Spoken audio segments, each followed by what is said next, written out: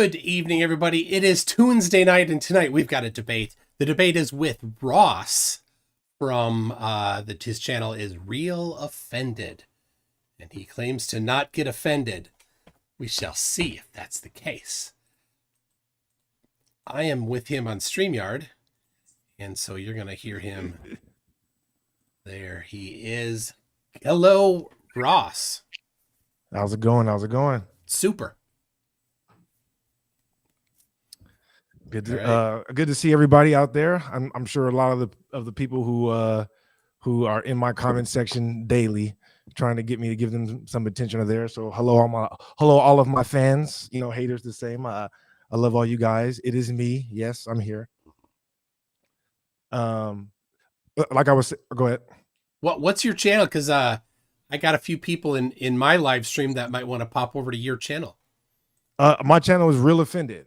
Yeah, so you can find me at Real Offended, and on social platforms you can find me at The Real Offended.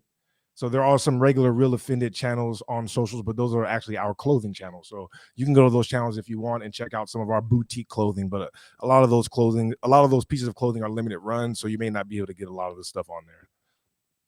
All right. Absolutely. So we have the topic that we spoke of was what causes the 9.8 meters per second squared downward acceleration. But he has a couple questions first, some discussion things, and so it'll take we'll get it into the real topic in a minute after we get through a few of the things that he was wondering about. Right. Well, I mean, it's not so much that I'm worried about it. Well, I have my screen shared over here, so if you want, I can just read a few things that are on the document, or if you want, I can share my screen so that everybody can. I thought you were going to ask about rock singers. Oh! See, that's why I said that, because I knew as soon as my mind gets knocked into that, I just you know what I mean. So my bad. Let's start. Yes. Well, before that, I wanted to know a little bit about where you're from and what it is that you do for a living, and then I want to know who you think the top 5 greatest rock singers are of all time. All right. Well, I am, I don't know. I write email software. I live in the Minneapolis, St. Paul area in a suburb. Very nice. Very nice. One of my mentors and uncles has a lot of property in Minnesota, and he has property in Wisconsin too. And he always talked about how much he likes Minnesota better because when it snows, the streets are actually plowed. And so I hear nothing but great things about Minnesota. Yeah. And then your top 5, who do you think the top 5 greatest rock singers are? Maybe not who you think the greatest are. Jimmy Brown is my favorite. Okay. Jimmy P. Brown II specifically. Not to be confused with James Brown, who's pretty good, but Jimmy P. Brown, right. The singer of the band Deliverance. Okay. He's pretty good. I like him a lot. I'll say Michael Sweet. Interesting. You know who that is? I don't know who Michael Sweet is actually. Let me. I'm like, this is a. I've never heard. I know who Jimmy Brown is, but I've never heard Jimmy Brown on the top 5 list. So there's no way you know who Jimmy Brown is if you don't know who Michael Sweet is. I've heard Jimmy Brown before. As soon as you said it, instantly I'm like, not James Brown, but Jimmy Brown, the rock singer. Now, I'm not like a deep cut rock fan necessarily like that, so I can't tell you any of his music. But as soon as you said his name, I thought of Jimmy Brown, the rock singer. Okay, I don't think you've ever heard of him. I'm very certain you've never heard of him. Okay. All right. I will say Luke Easter from Tourniquet. Okay. Who was the second guy again that I was looking at? Michael Sweet.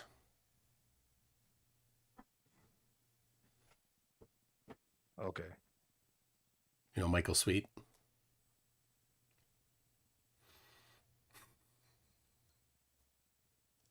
Oh, from Striper. Okay. There you go. All right. So continue. I'm I'm learning right now. See, I tell you, I am a serious student. You know what I mean? I want to enrich myself through these conversations. Go ahead. Okay. I would say, yeah, one of my favorite bands is Megadeth, but I could not put, as much as I like the music, I could not put Megadave in the list of best singers.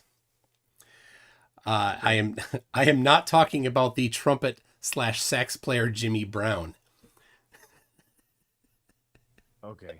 That's somebody in my live chat is asking Oh, about. okay. Nope, that's not the Jimmy Brown that I'm talking about. Jimmy P. Brown II from Deliverance. So there you go. Who else? I don't know. That's about all I got. Oh, no. Um I'll say, yeah, the singer for Bride, who is Dale Thompson. Dale Thompson. Yeah. Okay. There you go. But not also not the singer Kosher, not the singer Kosher from One Bed Pig. Isn't that particularly good of a singer? Are you a big fan of One Bed Pig though? Actually, no. I'm very much a at the risk of taking this to a place that makes people uncomfortable already. You know, I'm the same way with rock music as most non-black people are with rap music. You know, it's like, they know probably like the outskirts of the music that makes the mainstream and becomes extremely popular.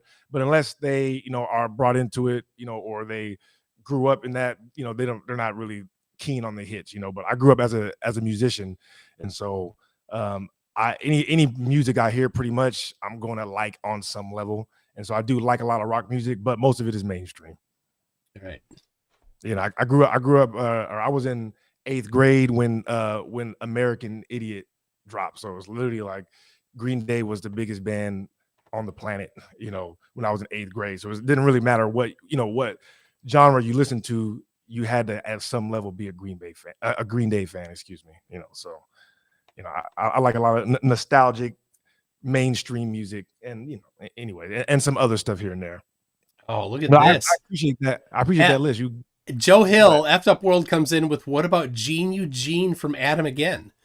Of course, Gene Eugene died a good number of years ago, leaving the Lost Dogs with only 3 legs. Interesting. I was at the tribute show for after Gene Eugene died. Oh, you know what? Oh, sadness. I have to mention, if you're not aware, people, Triggered Limey Adam, Triggered Limey passed away overnight last night. A friend of mine, who was in England, and he had some medical complications. Might have been getting better, and then it turned for worse. So, anyway, yeah. I don't know if anything's going to be done for him specifically. But I've been occupied all day today. So anyway, yeah, if you're unaware, yeah. Blessings and and respect to the family, absolutely. Yeah. So right. So all right. So this article, right? Have you actually read this article, just out of curiosity? Because when I asked you about it, yeah, it seemed like you had forgot that you sent it to me for a second. No. So the reason why was because we had agreed on the topic, and it seemed like you wanted to change the topic to talk about the philosophy of science, which I'm fully prepared to talk about. It's a topic I like a lot. Got some of the books right handy here. I'll grab them. There you go. Okay. This one. You're familiar with this one, right? No? I'm probably not. I'm sorry. I have the screen really small, so okay. I can't. Yeah, Thomas Kuhn. Thomas Kuhn, right? Structure. Yeah, I don't think I've read it actually. No. Okay. Yeah, most of what I read are articles, and a lot of the information, to be 100% honest, I get from attending lectures.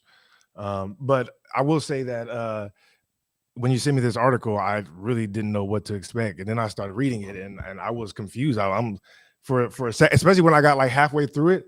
I thought you were like sending me this article that like helped me with my argument. I wasn't sure. A lot of the stuff in here, like, I mean, even just you right now saying that, like, okay, we could talk about the philosophy of science. I mean, this article is almost completely about how they are trying to use our bureaucratically basically trying to turn or fuse philosophy and science together and use that as an excuse to justify ridiculous government budgets that come right out of the taxpayer money and at the end of the day really don't produce much results. I do have I will say I do have a lot of notes here on this article, but for the rest of the time I am gonna get right to the point. So all right, get right to the point. Yeah. Let me. Yeah, it's hilarious. My bad. I got 4 different sets of notes. Let's see. Here we go. All right. So I'm sure you're familiar with Professor Terence Keeley, right? Terence Keeley. Yes, of Oxford University. Not off. So I mean, he is among a plethora of different doctors and physicians in other fields, right, that are taking a hard stance about how government intervention not only just ruins everything else in the world, right, but it literally ruins scientific progress. It ruins the ability for science to transition into useful invention to the public. I mean, like I said, at the risk of keeping it short, in real world examples, right? You wouldn't want to risk keeping it short, would you? Right. No risk in there. In real world example, the times of the greatest technological advancements were when governments were not funding science, right? Britain and America both had their industrial revolutions at a time when Germany and France had a lot of government intervention in science, and they had to catch up to Britain and ultimately never caught up to America because industry and laissez-faire capitalism ultimately is what drives science. And when you have like articles like this, it's really just like them pleading, right, to the public and to the government to give them more money to justify their value. Whereas in regular society, if you don't have value, you don't add to the public, you don't exist. And that's how we have checks and balances on what government brings to society. I digress. All right. Were you going to get to the point? Well, I mean, that's ultimately the point. Like I said, I have so many examples here in the article where you can see them basically saying, hey, I know science is this, that, and the third, but I want you to know that science isn't just that. Science is also us talking with our colleagues and us going to lunches and dinners and looking for, it's like, imagine you go to a mechanic, right? And the mechanic is like, hey, I know you're just paying to get your car fixed, right? But, I need to go read and research about the car, right? So I need money for that. And then I also need, to travel and visit, and I got to talk to my colleagues. It's like, oh, but buddy, I'm paying you to fix the car because that's how things are connected to reality, And so, like I said in my debate and several times when we are in the after show, science doesn't mean anything if it doesn't connect to the average person, doesn't make the life of the average person better, And I think that. All right, you're getting super long-winded. You said you were going to get right to the point, and now twice I've asked you to get right to the point, and this is the third time. Are you going to get right to the point? Well, that's the point is that science has become philosophy, right? And there's tons of physicians, and this article that you sent me, I'm not sure if you've even read it because they're literally in here pleading, like, please pay us to do our philosophical work that comes along with science. I'm like, did you even read that? Well, I suppose it would do to just highlight where it says, please pay us on there to do philosophical work. Could you just show, highlight the words on there that says that? Okay. Well, I mean, in the most literal sense, right? The linear stepwise representation of the process of science is oversimplified, but it does get at least one thing right. It captures the core logic of science, testing ideas with evidence. However, this version of the scientific method is so simplified and rigid that it fails to actually portray how science works. Like, I have a whole list of notes where we can dive into how that is literally them trying to change the definition of science so they can appeal to the cachet that they're not. No, this isn't them appealing to money at all, and you're reading into it. So this is the point. The point of this is that science isn't a recipe, and it's not dogmatic and it's not rigid.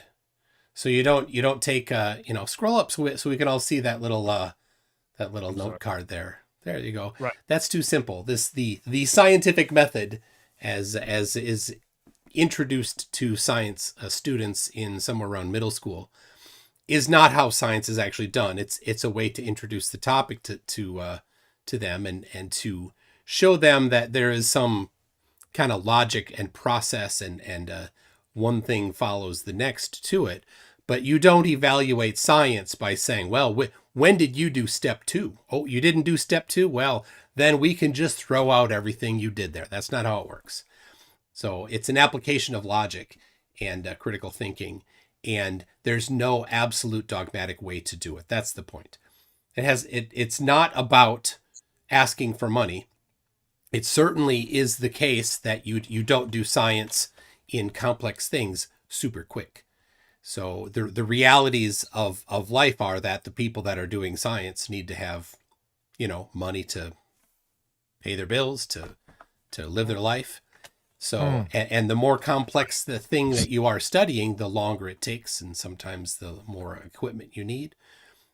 And Tesla is a fantastic example of this. He had a giant budget, and he got a lot of money from his supporters to do what he did. And he did not follow this rigid method here that is too simple. He had a lot of circuitous ways that it went about things. And in the end, a lot of the things that he thought was going to work did not work. Right. And thank God some of it did, because without it, we wouldn't have a lot of the modern inventions that we have today. But I will say that when you say, like, they're not necessarily asking for money, but then you on the other side, you're like, well, okay, well, they do need money. Well, right, that's why they're writing the article, right? Because think about it, mechanics and engineers don't write articles about why they're useful. Other professions don't have to write articles about why they're useful, because their use I don't think is seen in everyday life. Maybe you weren't well read enough. Excuse me? Maybe you weren't well read enough. You're saying that other professions have to write articles about why their business is useful instead of going out there and doing real business in the world. Doctors are still businessmen. Doctors can just get their degree and then make money. They have to be businessmen and bring value to the world, or else they don't get paid. So this is the only field in science where they're quote unquote faking all these discoveries, right? Writing it in paper, hold on. Like you believe it, that they get to take budgets from stuff and they don't actually do any good. Could you take a breath for a second, Ross? All right. Every single field has philosophical writings about it. Everyone. You want mechanics? They have magazines that mechanics write for other mechanics to sit and leaf through. That's a red herring. That's a different thing. I'm talking about them basically saying, like, hey, our scientific method isn't just, what you thought the scientific method was. We're changing it to something different. And everything, they're not changing it. It never was. It never was that simple. It never was. Okay. It was introduced. Now, right? It was introduced as an introductory thing, and then people that did not continue on and do science are unaware of what science really is. So Berkeley decided to write something so that people would understand what science actually is, because there's a lot of confusion. Well, like I said, Terrence Keeley is one of the physicists and people who actually do a lot of this research and get the government funding that really don't agree. Number one. And then number two, my thing is, right, is if you have a scientific method, right, it is true that there are things beyond the scientific method that lead to discovery, right? But my issue is when we start changing terms, there's still philosophical inquiry. Let's stop pretending like it's not philosophical inquiry when it is. It is philosophical inquiry. It's science plus philosophy. You guys hate that word, or I guess because you know that eventually your philosophy is going to lead to you being in a cult religion. But at the end of the day, you have to understand that it is science and philosophy. So let's differentiate the two. That's all I'm saying. I literally am holding the book, The Logic of Scientific Discovery, The Structure of Scientific Revolutions, right? These are philosophical books about science. So I have no problem with the philosophy of science. Well, I admire you for that. So I guess maybe that was the ultimate point of this argument. Although there were some other things in here that pointed directly to my points about everything being electrostatic that I had to, but that would probably take a long time to get through. But the reality is the overall point of the argument is science. This article is saying, listen, I don't want to, maybe the word we need to get paid is triggering you. Maybe that's why I keep saying it, because I want people to feel triggered about it. Like, yeah, these people are people that get government funding to do stuff that actually does not benefit us in real life. The real technological advancements come from people in the field. Think about it, like I don't want to say it's the most important technology, but Apple, right? Who invented Apple? It wasn't a scientist in a lab. It was an engineer, right? A software engineer, not a scientist. The engineers, the electricians and the mechanics. These are the people that actually build our world. These are the real scientists. And I think that this article proves it. They have to sit here and explain like, oh no, we need more money for funding because we gotta have all these talks and see what our colleagues say. Well, you go in the field and do something in real life, and that proves your science. Now, Ross, while there certainly are plenty of scientists that work at Apple, the large portions of how computers work, including Apple's computers, are based on what scientists have done and the breakthroughs that happened in science long before the computer company Apple existed. Can you pull that up and show me? Because I don't know that to be true. I've never seen that. Are you ready for this? Semiconductor. Are you going to interrupt me again? Are you ready? Stop interrupting me. Are you a child? Could you stop interrupting me? I'm going to try. I can't promise. I will try. You can mute me. I'm going to try. All right. The semiconductor was not invented at Apple. It was invented before Apple. And Apple used the semiconductor. But it was scientists that fundamentally did the work to discover how to create semiconductors. And who was that? Who invented the semiconductor? It doesn't matter the individuals, but it wasn't people at Apple. It was long before Apple. Well, but it still doesn't negate the point that I'm making that most of the inventions that we use today are dealt with in the field. And I want to say that since World War II or World War I, almost all of the medical inventions that we have are things that were developed by physicians in the field, not people in labs. I could be wrong about that, but I think it's like 80-90%. I think you're pretty wrong about that, but that's fine. All right. Well, so do you have more on this, or are we ready to get to the topic du jour? On this, but we can move on from this. Because I can see how eager you are to talk about gravity thing, which is insane. Like I guess I should ask you this: you are on the side of people that are still like gravity is the bending and warping of space time, right? That's what you believe. That is certainly it. Yes. Okay. All right. But now you agreed that you're going to explain to me what you think causes the downward 9.8 meters per second squared acceleration. Yeah, I'll do all of it. I'll do all of it. Do you want me to answer alphabetically or chronologically? However you want it. Let me know. I can show you the example of how things come down, or I could just destroy gravity once and for all. Well, the bending and warping is. I could destroy the bending and the warping and the space and the time. Just for reference, and everybody watching is going to say duh to this. You don't establish the truth of your claim about 9.8 meters per second squared downward acceleration by talking about something else. You can only establish the accuracy of your claim by talking about your claim, not by talking about something else. I agree with that. That's so ironic considering that's all you guys do when you guys debate people in flat earth. All you got to do is say, well, where's your model? Well, how do you do this? Well, how do you do that? It was like, okay, well, if I prove that the earth isn't what you say it is, I don't have to give you a model. So I do agree with 100%. I hope you take that back to your friends when you 100% do flat earth people. Yeah. You don't establish that the earth is any particular shape by attempting to talk about some shape you think it's not. You actually have to talk about the shape that you think it is to establish that to be the case. Like you can do that by, like, if you do a test to establish curvature and there's none there, you can determine that the surface is flat. Like if you do a test to determine is it moving, right? And if the answer is no, then you can determine that it's moving as far as we know. I mean, that it's not moving as far as we know. Right? It's like as far as we know, the earth is not moving because they did a test to see if it is. So in some ways, in a true dichotomy, are you gonna get to it ever? Huh? You're going to get to it. Oh, sorry. 9.8 meters per second squared downward acceleration, not using gravity. I'll show you exactly how it happens right here. All right, are you going to change your screen share there? Oh, I had to pull the other one up real quick. Okay. Change the. I got the fast version just because I'm going to do the slow version because, like I said, Jesse Lee might be in the crowd. Get detailed. And he's black and slow. I don't know. You know what I mean? I'm a visual learner. You know what I mean? So I got to look at talking things, about, right, to understand what it is that's going on. I'm black and slow too. I'm black and slow.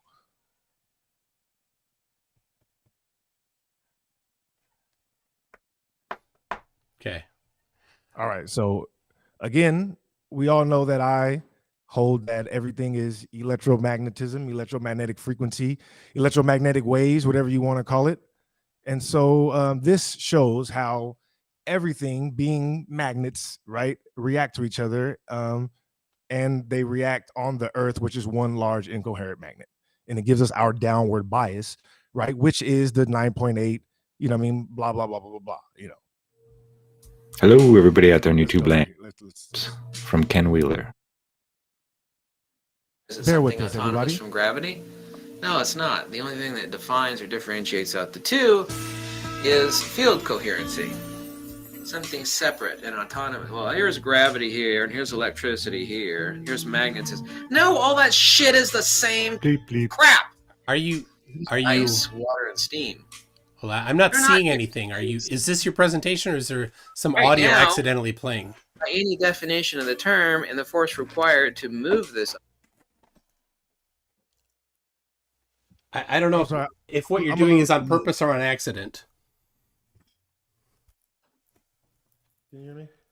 I can. Okay. Yeah, I just realized that it looked like it wasn't playing. Okay. Let me try it again. Object, 50 pounds. Wow, that's over a piece of metal. You know, it still weighs 4 ounces if you put it over the dirt or, wood. He's Yeah, do explaining you know how why? Because then we incoherent only have one object magnets that react has to field each other. coherence. I'm not And able this to explains our induce downward bias on the earth.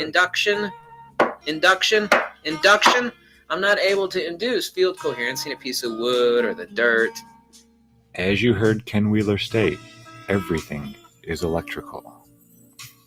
Not only is it all electrical, but he adamantly shouts that magnetism, gravity, and electricity are all the same thing. The part we will focus this video on is the quote where he states the only difference between magnetism and gravity is field coherency. Instead of trying to tell you what he means, I will show you with a few demonstrations. Yeah.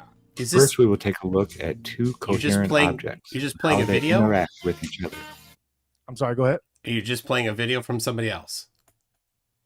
I'm playing a video that explains the question that you asked me. The- How do things the have a downward 9.8. bias? So I just want to be clear. At the end of Go ahead. this, it will output 9.8 meters per second squared down.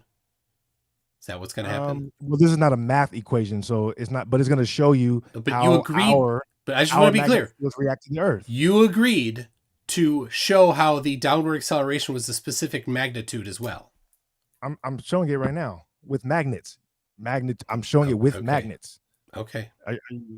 You don't want to see it? I don't know. No. I just want to be sure that you're not spending your time doing something other than what you were intending to do. I'm not spending my time doing something other than what I was intending to do. Okay. Is that what you said just now? Yeah. Please put that in plain language for me. What are you asking me? Well, I was just trying to be fair because Yeah. it seems to me like the path that you're on here won't result in somehow providing an explanation for the magnitude of 9.8 meters per second squared specifically.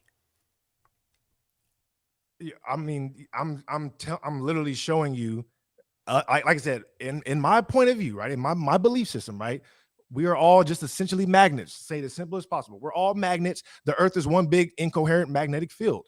I'm showing you how, because of obviously everything has density and buoyancy, right? That has an effect, but the main effect is an electromagnetic charge pushing down on the Earth, Okay. right? And then how come, if it's a magnet, how come we don't flip? And when the field flips, I'm showing you right now in exact demonstration. Now you're saying that it's some weird force called space-time. Can you pull up a video or an example of how that You're works? off track already That here. we all see it? You're off track. Remember, you can't establish the positiveness of your positive claim by talking about some I'm trying to do other that topic. right now, but you don't want to see the video. No, I do. I just wanted to make sure that this is going to bring you to where you wanted to be, and so you said it will. So okay. Okay, well, just I mean, if you're speaking mathematically, right? The purpose that 9.8 whatever, it's filled. Anything that gravity is useful for in mathematics can be fulfilled by a kinematic equation. So I'm not even sure why you're even so concerned Oh, about that. well, If you want to know exactly how it happens, right, then Yeah, we can both can find you- out how it happens yeah. together. Well, I'll let's show you an yeah. example Well, of how it could which possibly happen. yeah, which particular kinematic equation? All right, I'll write it let's down see. here.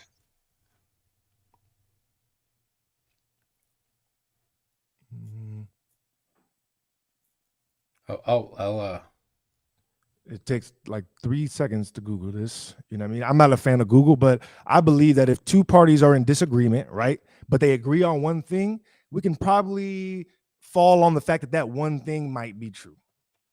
If you arrange a coordinate system instead such that the downward direction is positive, then acceleration due to gravity takes a positive value because gravity is vertical. Both accelerations are constant, so the kinematic equations can be used. Oh, guess what? And gravity takes a positive direction, so it's actually an easier equation.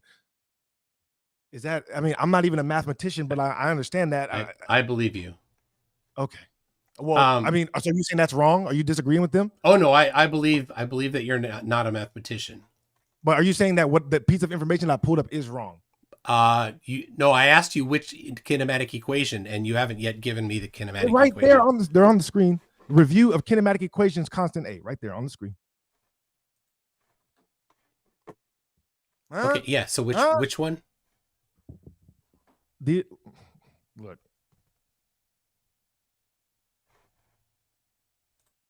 There you go.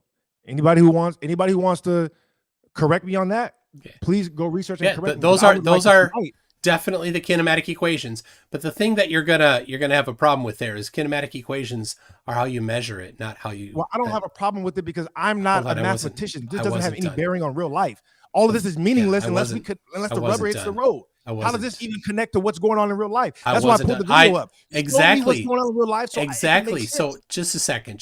Stop. Just pause for a second. I'm gonna try. This is why when you suggested that you bring in your own moderator, I was all for it, because your own moderator right now would be jumping all over you. I know he would, but once you sent me that article, I was like, what the? I'm like, yeah.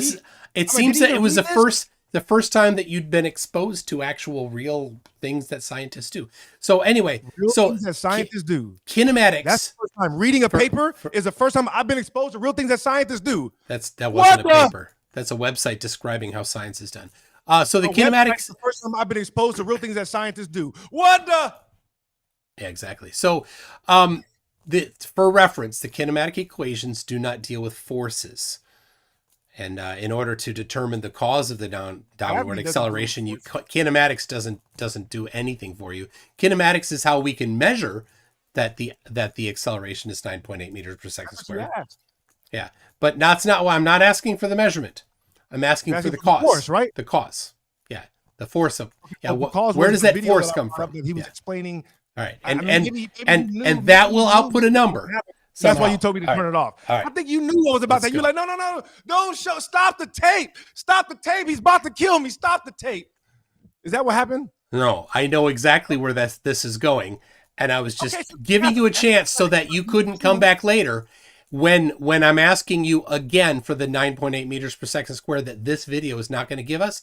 I was just giving you a fair opportunity before you played it and before you committed yourself to it, to this path that isn't going to get you where you said you're going to go. Where did I say I was going to go? Well, when we agreed on the topic. What did I say? Exactly. Days ago, when we agreed on the topic.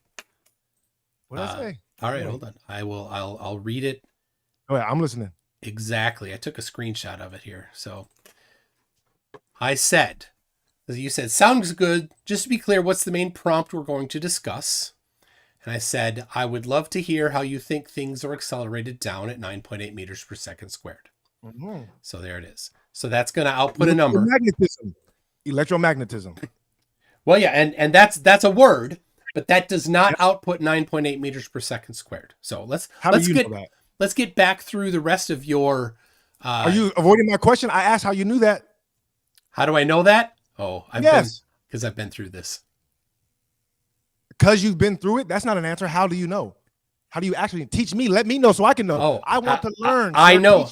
Oh, sure. Certainly. How do you know that it doesn't put out 9.8? Yep. I know this because I know that magnetism dependent on the material. It's different for ferromagnetic, paramagnetic, and diamagnetic materials. For example, you will not get a downward acceleration if the Earth is magnetic with lead. In fact, lead would be accelerated upward because it's diamagnetic. So you won't get 9.8 from magnetism. The You Earth won't- is in lead, though. But lead is one of the things that is definitely accelerated downward at 9.8 meters per second squared. Everything is accelerated downward. Everything And that's has a my downward point. bias. So yeah, exactly. Thank you for making my point. The magnet And- example was showing you why. No. The Earth is No, one sir. big as mass grows, right? The strength of the magnetism gets less, right? That's why if you take a That gravimeter makes no sense. and you go next to a mountain, it gets less because there's more mass. Did you know that? That makes no sense. Well, it makes sense when you understand that the bigger the mass, the weaker the charge, the That bigger the makes no mass, sense. the weaker the pull. As explained in this video. In this video, it's explained As the claimed, weaker the as claimed in that mass, video, the but not pull. as If you go by a mountain, it should get stronger, right? If No.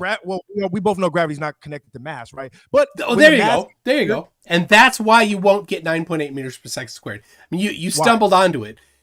Why? The 9.8 meters per second squared is independent of the material. So it's the same for lead as it is for neodymium magnets. So how does that prove that you won't get it from electromagnetism? Because that varies based on the material. And the 9.8 meters per there's still a second whole bunch squared of other variables does in there. not vary There's based a lot on of other material. variables such as buoyancy and density. Yeah, but you All right, so that's literally a false dichotomy. As a false dichotomy, it's a false cause. just guess at some fallacies. Go ahead. I'm not guessing. That's gosh. what a false cause is. You're saying that, well, because I observe this, that means this. Well, you have to do an experiment. I with a control didn't variable claim to prove that. I didn't claim a cause, so I can't have a false cause. You asked me how I know that you won't get 9.8 for magnetism, and I answered. Magnetism is based on the material. It's not. It's not the same for all material. Like the downward acceleration is the same for all material. All material experiences 9.8 meters per second squared downward acceleration. How about All this? material, independent of what it's made of. Okay, how about this?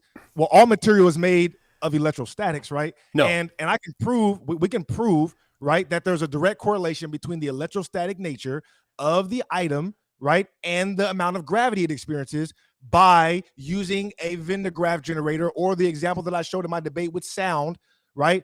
I'm changing the graph. That's my control variable is the electromagnetic frequency of the field. So I adjust the field with a gravimeter. That's my control variable, and then the gravity changes. Well, that's that is a real experiment. What are you talking about? You're adjusting the frequency using a gravimeter You're adjusting the, well, you're flipping the field basically with a gravimeter. No, a Venn diagram generator. But you said with a gravimeter. You I meant said a Venn diagram generator. If Oh, I did, I okay. misspoke.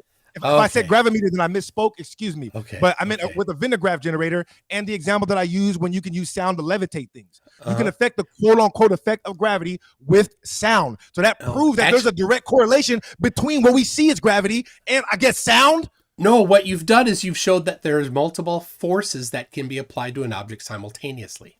And that destroys your example about you saying you know for sure that 9.8 doesn't No. come from electrostatics because there are No. multiple things acting on it. No. But my control variable is When the you field. when you control for these confounding variables, what you've done is you've introduced additional confounding variables as if it doesn't help you, right? These are things you need to eliminate in order to not have anything else there.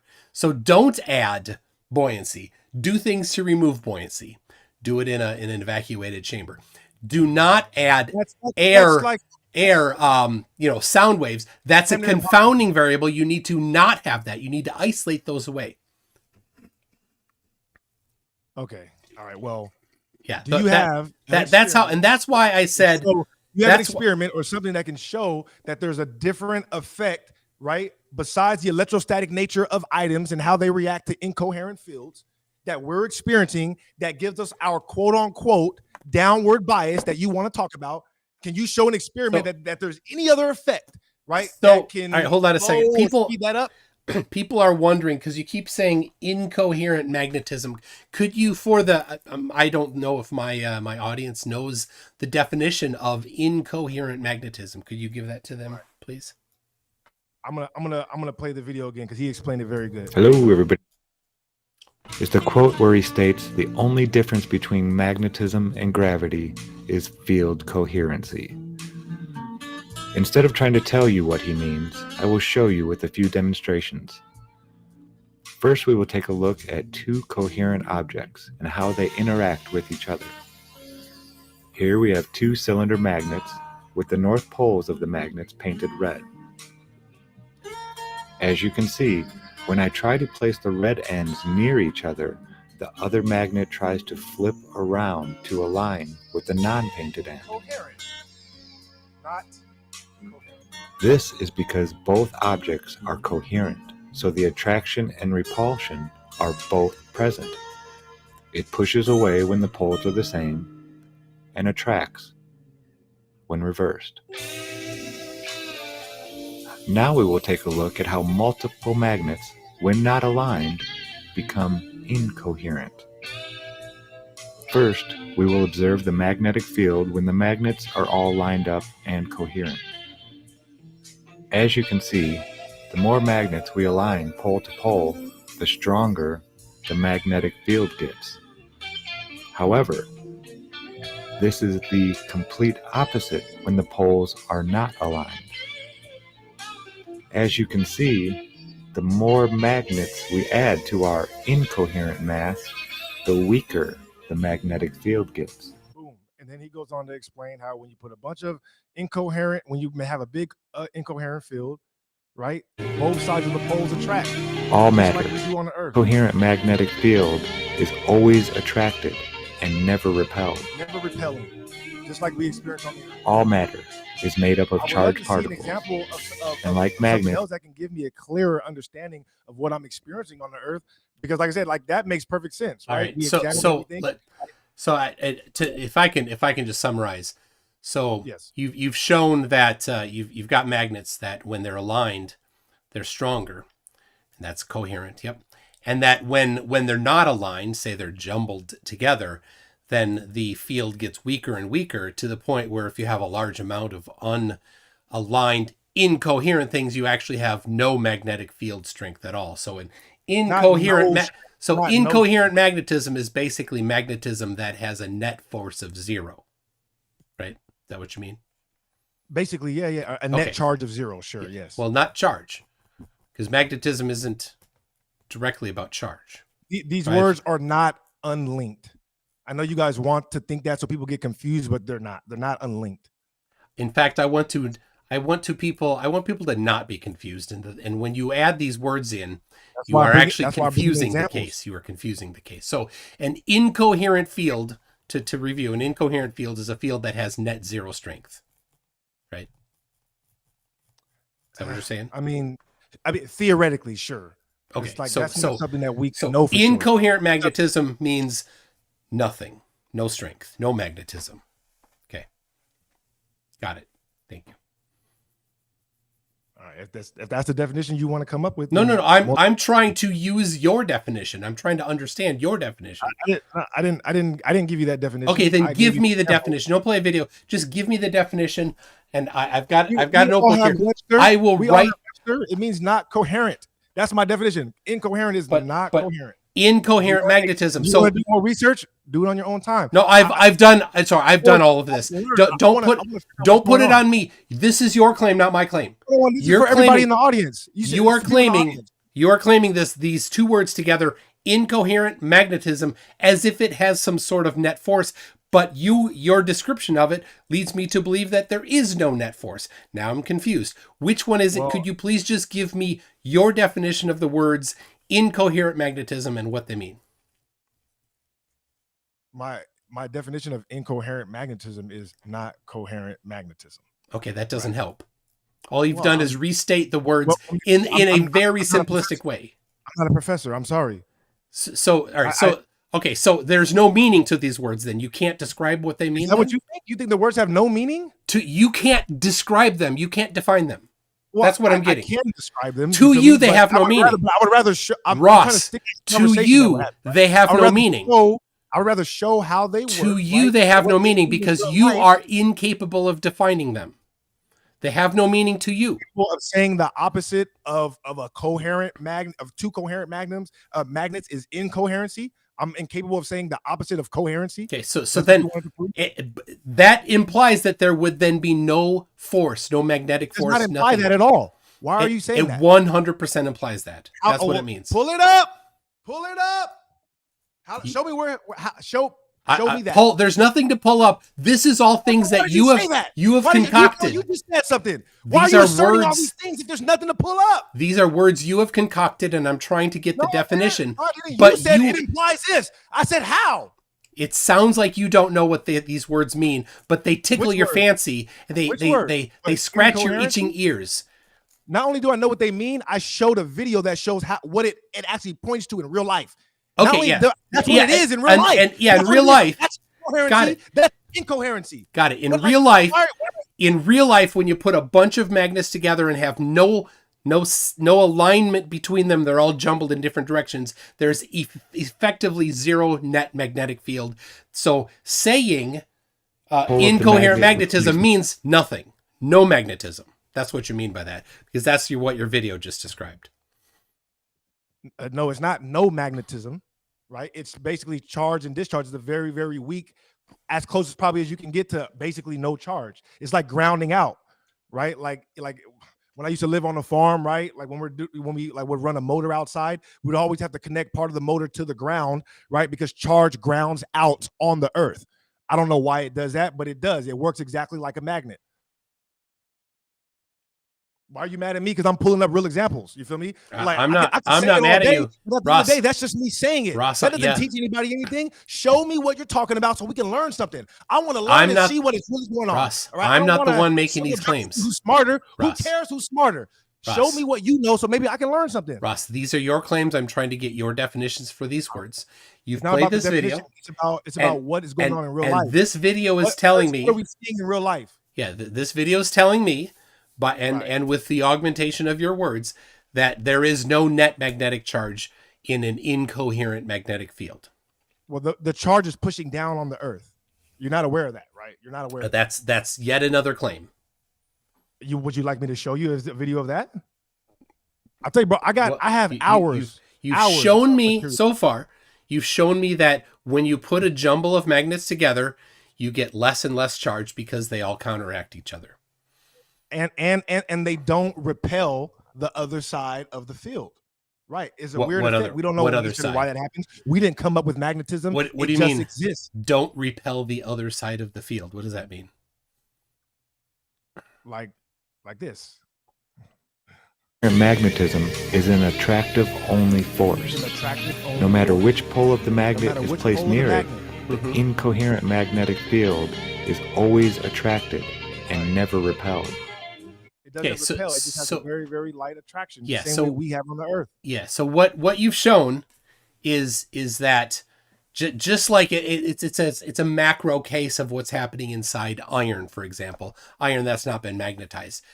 The each individual iron molecule is aligned randomly, and then when you bring a magnetic field near it, then that particular lump of iron is attracted to that magnetic field.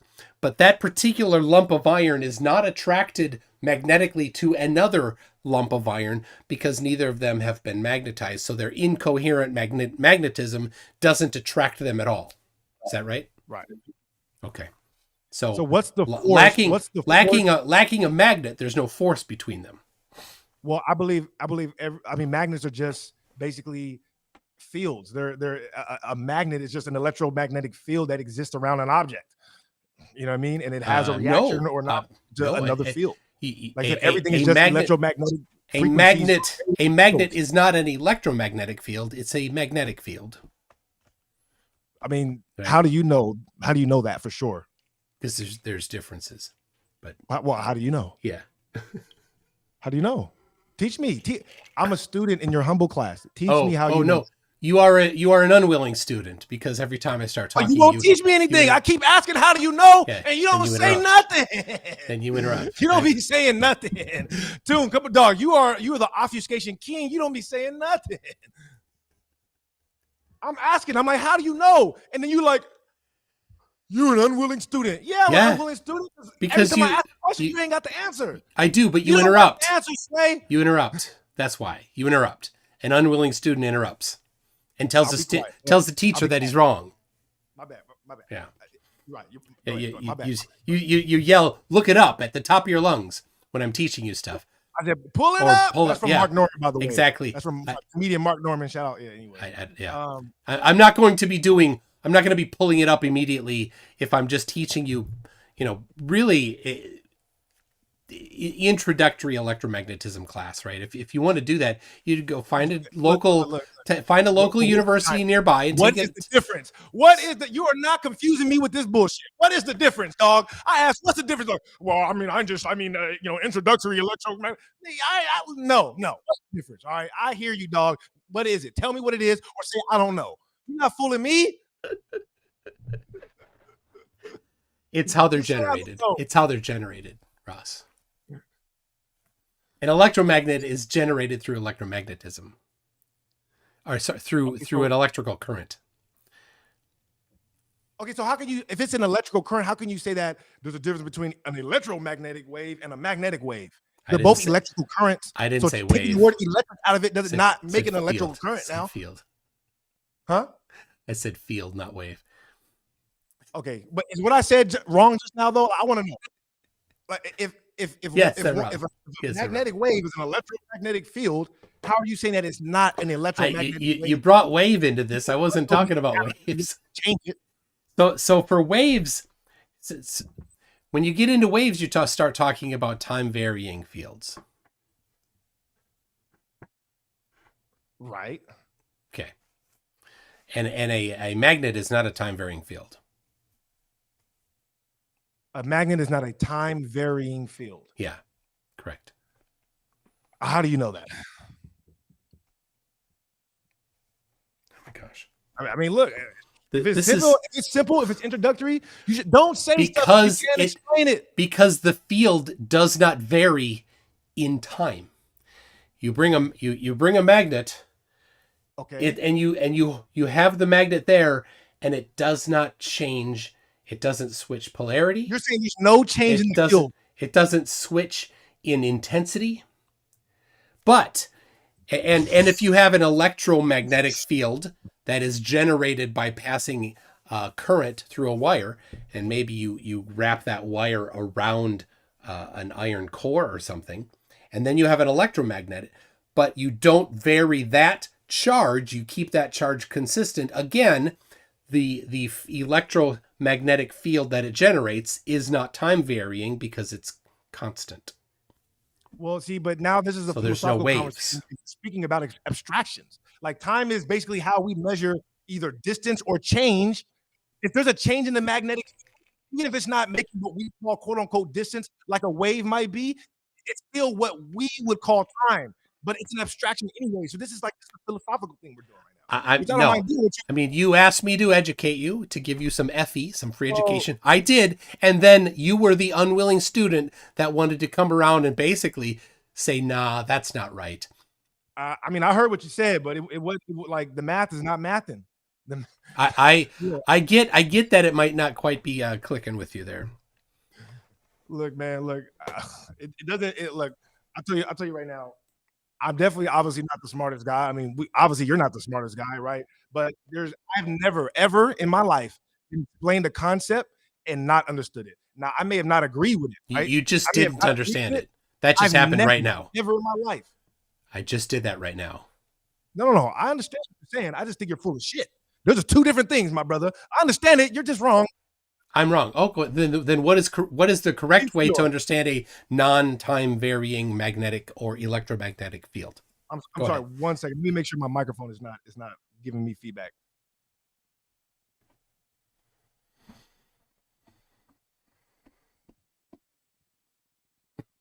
Yeah. I gotta my bad. I gotta put this mic a little bit lower. Okay. Ask me the question again. I'm getting some feedback from your side. I don't know why. Okay. Go ahead. Ask me the question again. You said that I was wrong. You pretended that you wanted to learn. I gave you some FE, some free education, and then you declared that I was wrong about it. So go ahead, please instruct me on what's right. Instruct me on what's right. Since you've declared I'm wrong, then you must know the right way. So go right ahead. Okay.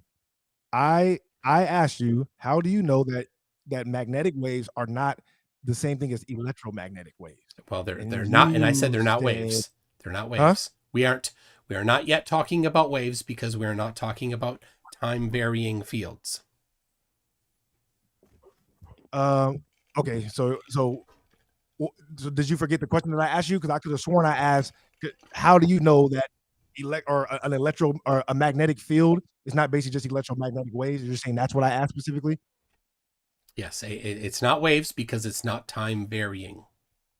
Right, and I disagree with that because time is a conception. How do you know it's not time varying? There is change in the magnetic field over intervals.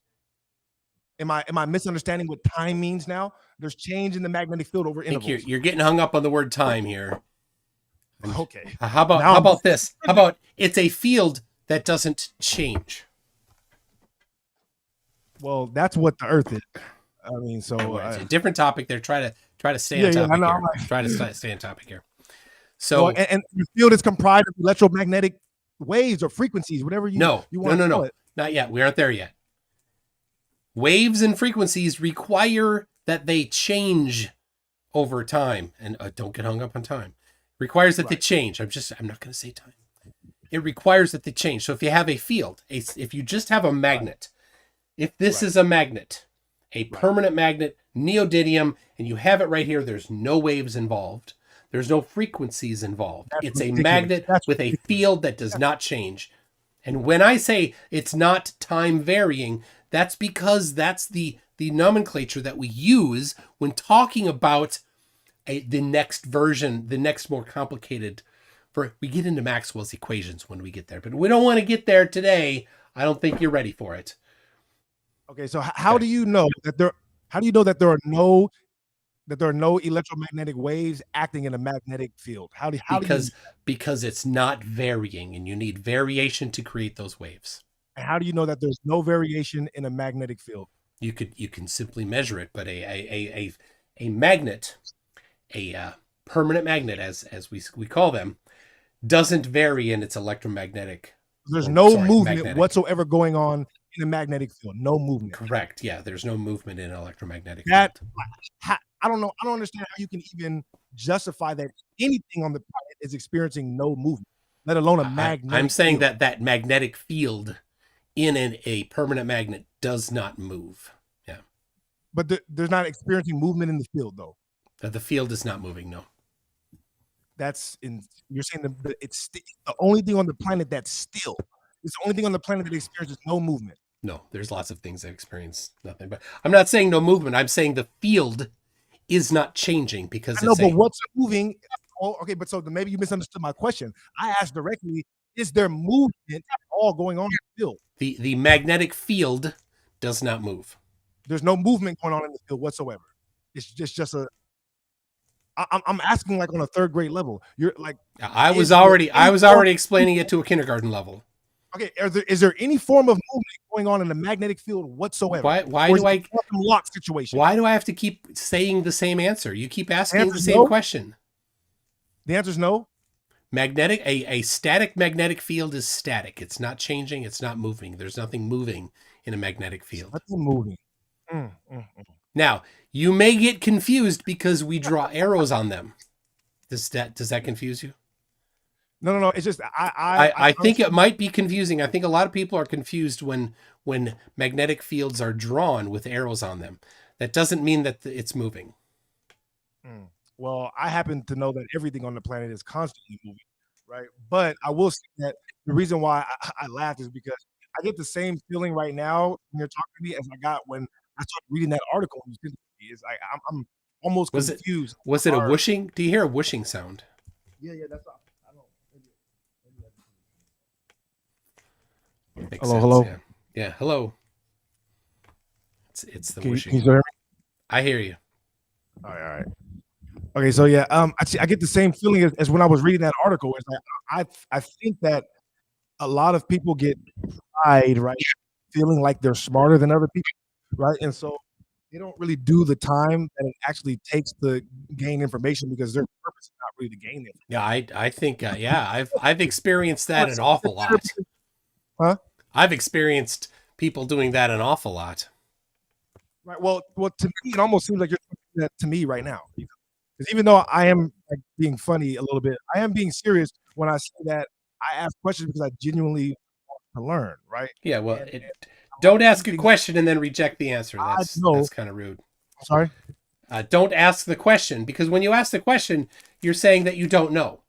And so if you ask a question implying that you don't know and then you receive the answer, just rejecting the answer then implies that you knew beforehand and you were just sea-lining about the question, pretending to want to ask. Yeah. I it comes probably off disingenuous is how it is. Ignorant on, and either way, I would have to cross-reference your answer, right?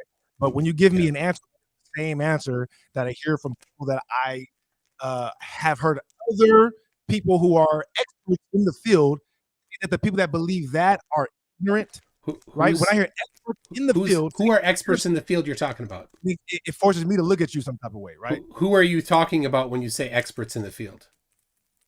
Well, I mean, if we're talking, I mean, the first person I brought up at the beginning of the debate, Terrence. He's not a physicist, though, right? Can you hear me? Yeah, you're cutting in and out. Yeah, I don't know why that is. I think maybe you put the call in the middle of the conversation. You know what I mean? You was like, "Oh, he's on us. He's on to us, guys." Look, I'm still curious who you're talking about when you say experts in the field. Well, I mean, the other videos that I had that were people who were showing clearly, right, based upon what we're seeing in the particle colliders, that all of the quote unquote terms, right, or basic particles that they're trying to use to define what things are, even the ideas of locality, right, are being smashed, and we're having to look at things basically all at one particle.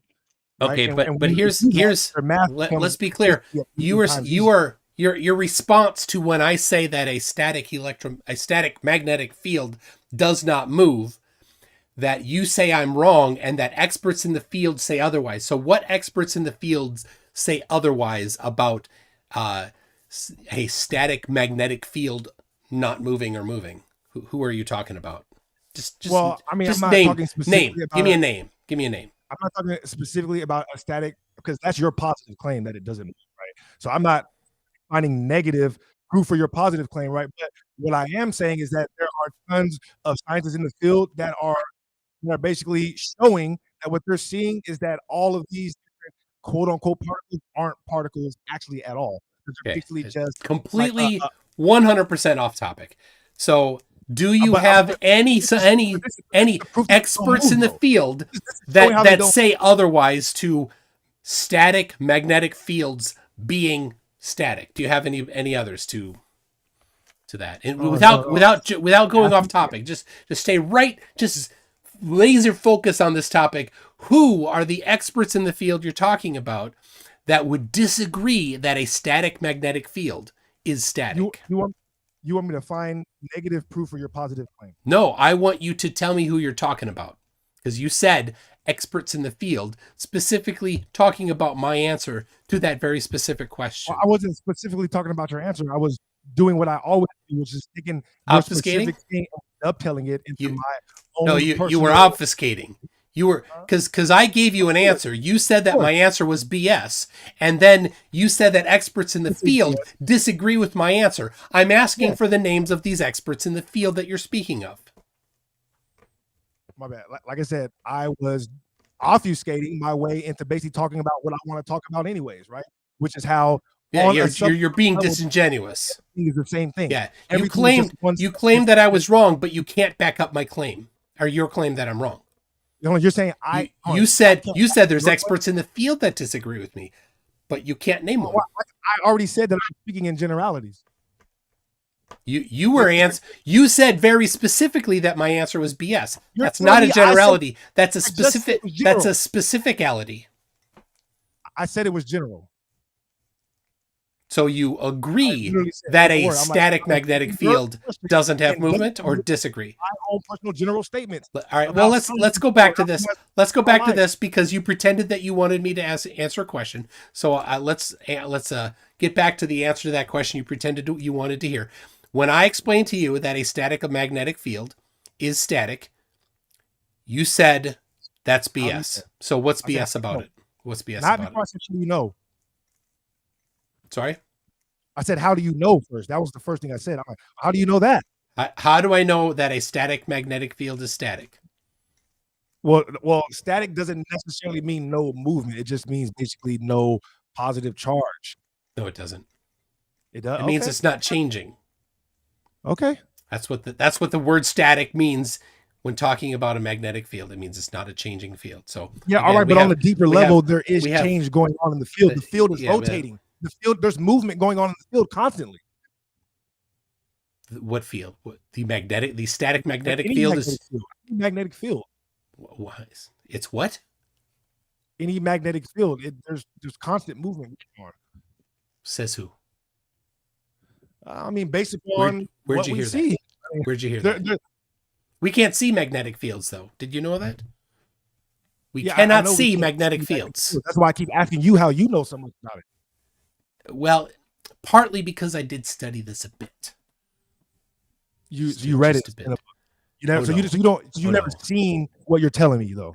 You've never actually seen what Well, you're telling me. we did have labs in yeah. Well, I but- mean, there's something that you can pull it up. I would love to see Yeah. you show me how we can prove that there's no movement going on in a magnetic field. I would love to see that. In a static magnetic field. You gotta remember that.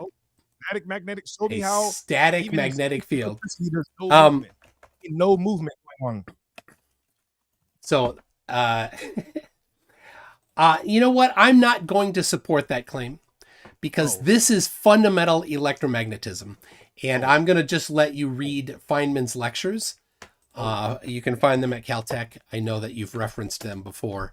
So I will, volume 2 you'd want to look at there. I'll give you, let's see, can I give it to you in the, I'll send it to you on Instagram. Please do. I would love to see that. Yeah. So volume 2 is specifically about electromagnetism. Hi, gang. I previously demonstrated generating power. All right. So there it is. By the way, this video right here, he's showing how he used. He's showing Richard Feynman's book right here. He's like, I use this book right to understand how there's an electromagnetic charge pressing down on the Earth. He's explaining it right there. It's not pressing right? down. No. Don't. Don't say. You won't find pressing down in Feynman's book. Well, he's saying that I'm using my own words, right? He's saying that he used Richard Feynman's book, right, to discover that he can basically run a C-word motor by harnessing the energy, right, the free electricity that's in the atmosphere. A what motor? In the atmosphere pushing down. What kind of Which motor? book? What kind of You know motor? what I said? What kind? Well, a C-word. I don't like, what I mean, not C-U-N-T, but like Corona the beer. I know that's like, there's still. Why is that a problem? Well, because the virus, everybody was being censored because Oh, of the virus. Half of Instagram got kicked off. okay. Yeah. I didn't know what you were talking about. I heard you say that in another video, Yeah, and I'm like, why is he not saying that word? Okay. Either way, shout out Richard Feynman. Okay. Well, go back a little bit in that video because I think it's instructive. You want me to keep it forward? quiet? So you No. Commentary You had it where the guy's standing there with that field, the field around him, right there. Yeah, go ahead a little bit, just a bit.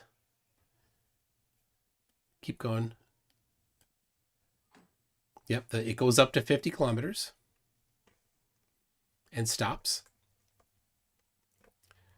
All right, almost there. 100 volts per meter.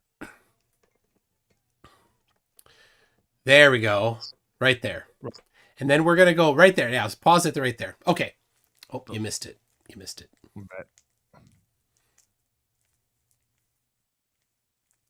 Right there, right there. Okay. So what we see here, this is very good. This is in Feynman's lecture, Electricity in the Atmosphere. It's in section 9-1 in Feynman's lectures on that are hosted at Caltech. So right there we see that those equipotential lines, you see that 0 voltage at the bottom. The next one up is 100 volts. He's showing there that the human and the building and the tree is grounding that and neutralizing that electrostatic field. So inside that building, for example, there is no lines of equipotential. It's all grounded inside that building, for example. So we don't have any 100 volts per meter inside that building. According to this is your citation. According to this. right. Well, it's a diagram, right? Okay, about how to basically run a motor with the free electricity in the That's one of the things he did, but this is actually in Feynman's lectures. He's talking about the electrostatic field in the air. Yes. And how things easily can ground that field, like a person or a building. And so that inside the building, there is no electrostatic field due to the 100 volts per meter in the air. It's been neutralized. I don't know if it's confirmed, because I'm as far as I know, there is electrostatic. This is your source. This is your citation. Vacuum chamber. Am I wrong about that? You're wrong about that. I am. So there's no there's no electrostatic charge whatsoever in any vacuum chambers. All right. Yeah. I mean, this is your citation right here. Your citation. You brought it up, not me. And right here in the video that you brought up, it's showing that inside the house, there's no electrostatic field. That's your citation. Right. Well, this is just a cartoon, sir. This is not real life.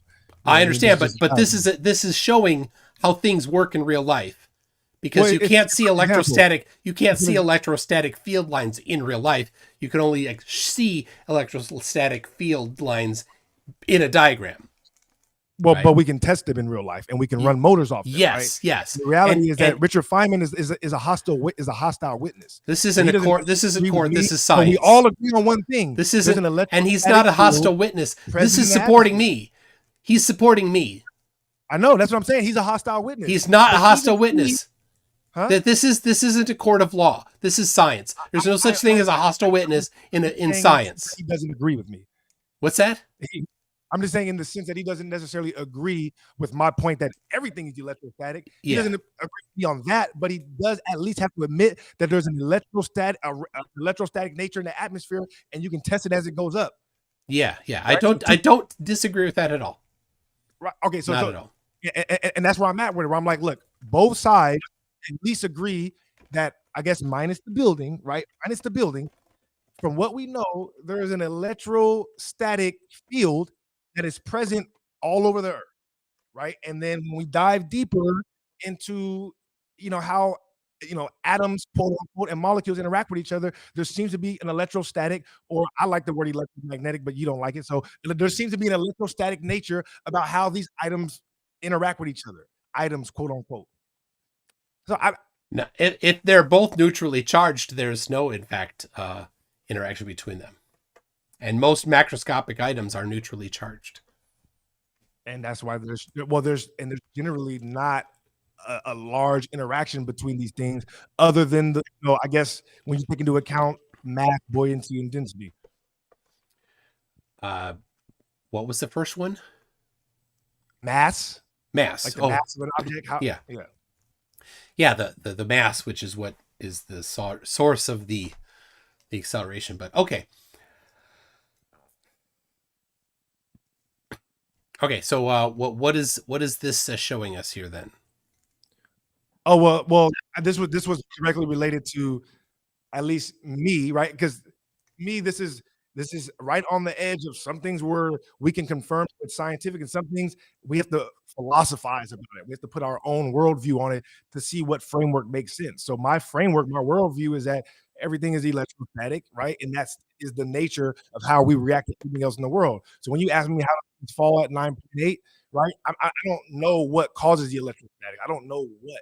But if I'm looking at what makes sense to me on what is the process by which it happens, I look at diagrams like this and I'm saying this is the process by which it happens. Right? Okay. There's a very, very light bias on the earth that leads us down. And All right. number happens to be So 9.8. let me explain this. So I have taken an electromagnetism class. The book, I still have the book. It's in the room here somewhere. Chapter 1 of the book is vectors, so it's a review on some of the math that you're going to be using. So typically, when you're taking a course on it, they just say you have a prerequisite of these particular math classes. So you skip chapter 1, you go right into chapter 2. Chapter 2 begins with, what do you think is the very first thing they introduce in an electromagnetism class? I bet you know. You'll kick yourself if you don't get it. No, I'm sorry. I'm halfway listening because I'm catching up on all these chats. Oh, come on. I need 100% of Ross, not 50%. All right, my bad. Go ahead. Ask me again. Sorry. What do you think is the very first topic you cover in an electromagnetism class? And you're going to kick yourself if you don't get it. Statics? There you go. Electrostatics. Specifically, what law is the very first law you cover in electrostatics? Things at rest, right? Versus there's a law, Coulomb's law. Okay. Coulomb's law deals with the force between two objects of particular charges. F equals K times charge 1 times charge 2 over the radius squared, or the distance between them squared. So charges can be positive and negative, right? So if the two things both have a negative, for the sake of conversation, go ahead. No, this is basics. There's no disagreement to be had on this. That doesn't mean that it's scientific fact, though. It is 100% scientific fact. If it weren't the case, we could not be communicating right now.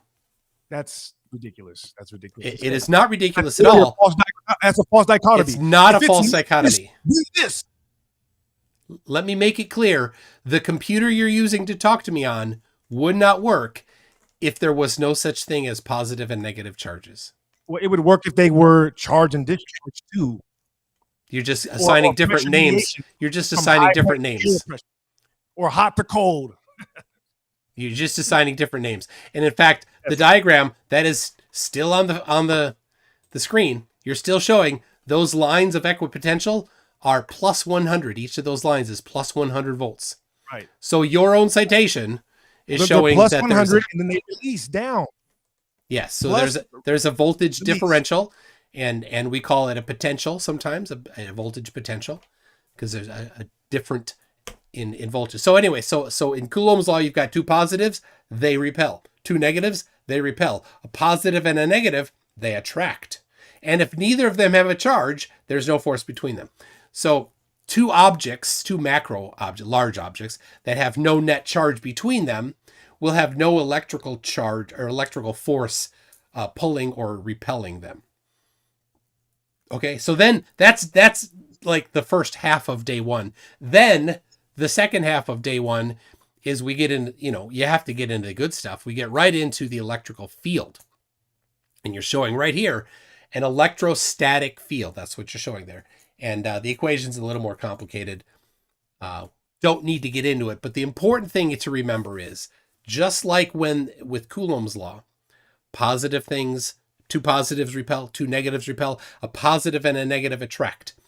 In this electrostatic field, just a second, almost there. In this electrostatic field that you're showing here, or any electrostatic field, if you've got, for example, positive at higher elevation, a negatively charged object will accelerate up, and a positively charged object will accelerate down.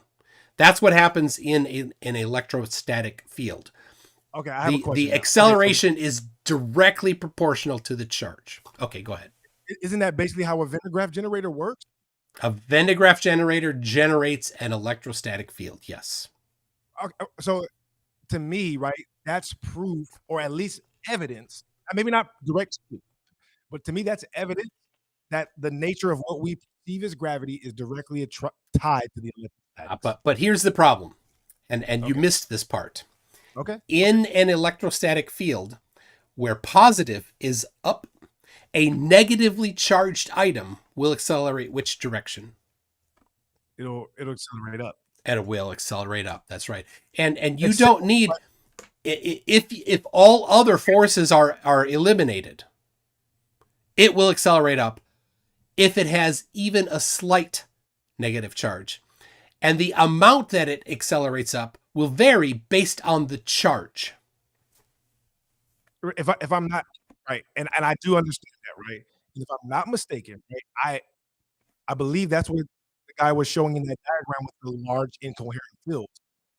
I believe the larger the field gets, the weaker the charge, and then you don't have the reaction on the other side. It's completely a different topic, because that was showing a magnetic field. Right here, you're showing an electrostatic field. They're different things.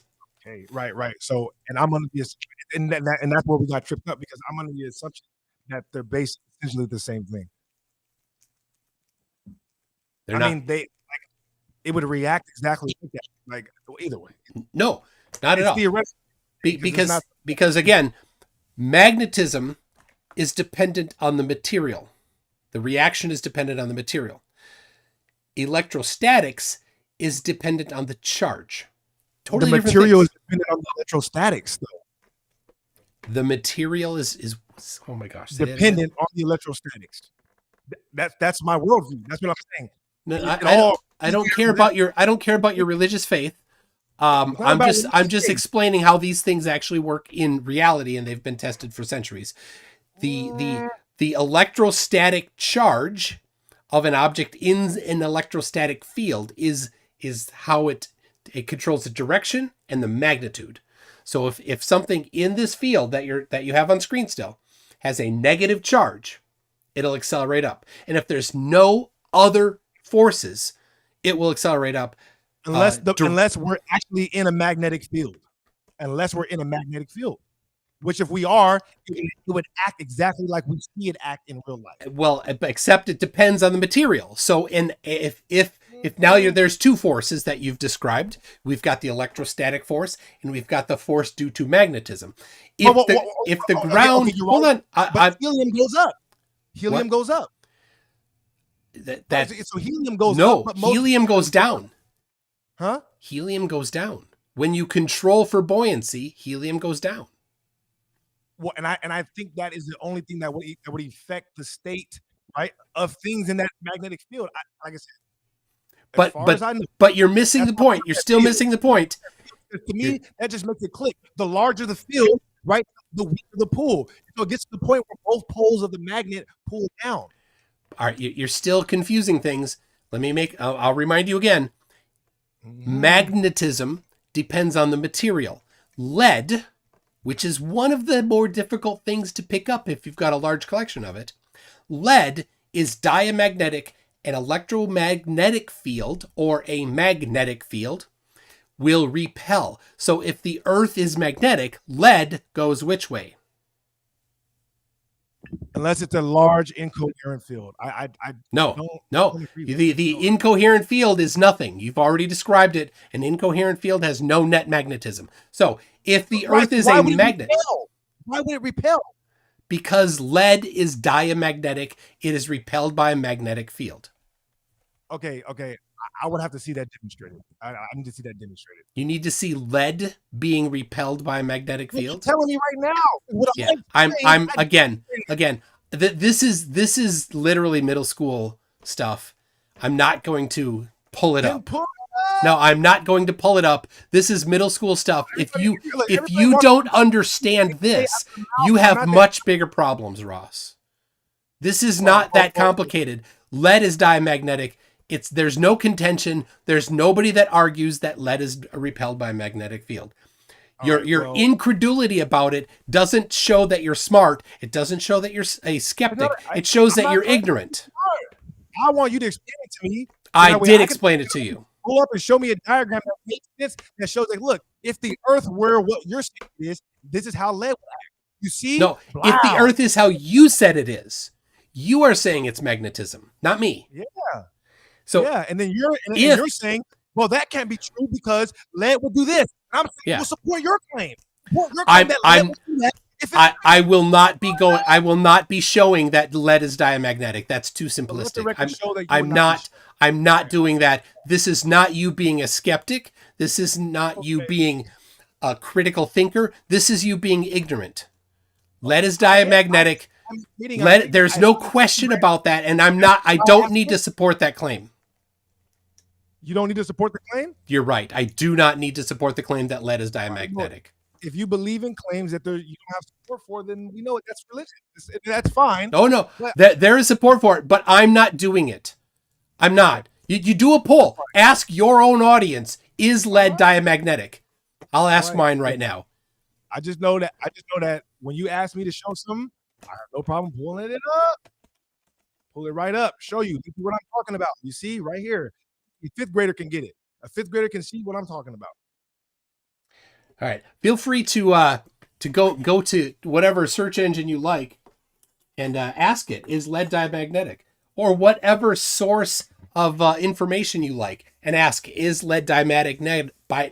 Is lead diamagnetic?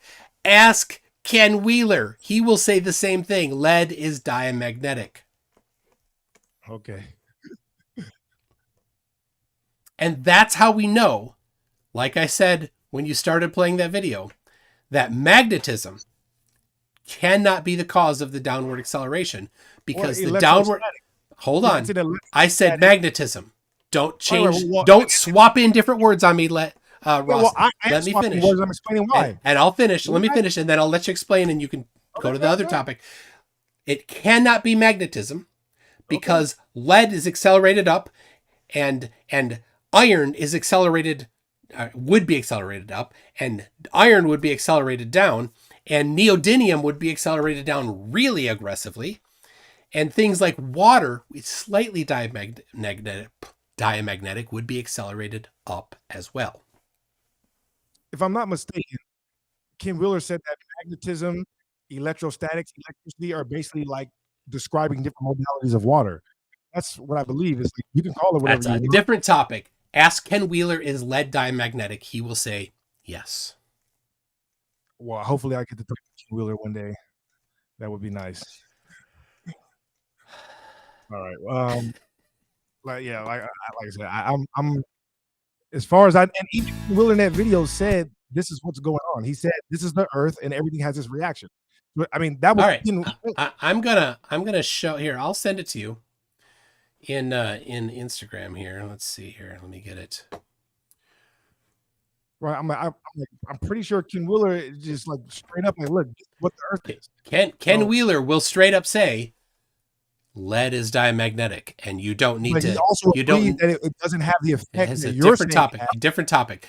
He will say 100% that lead is diamagnetic. He will say, Ross, you're being ridiculous for expecting somebody else to support that claim.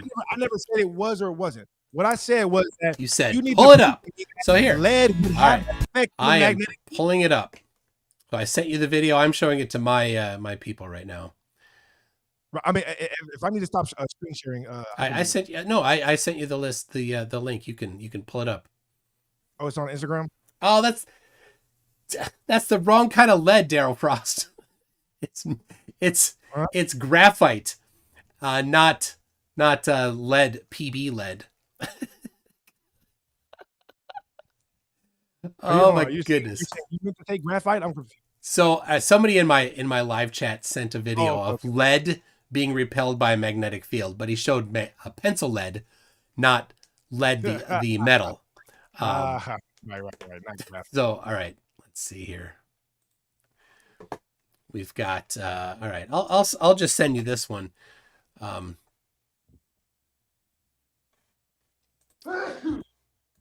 What was that? Man.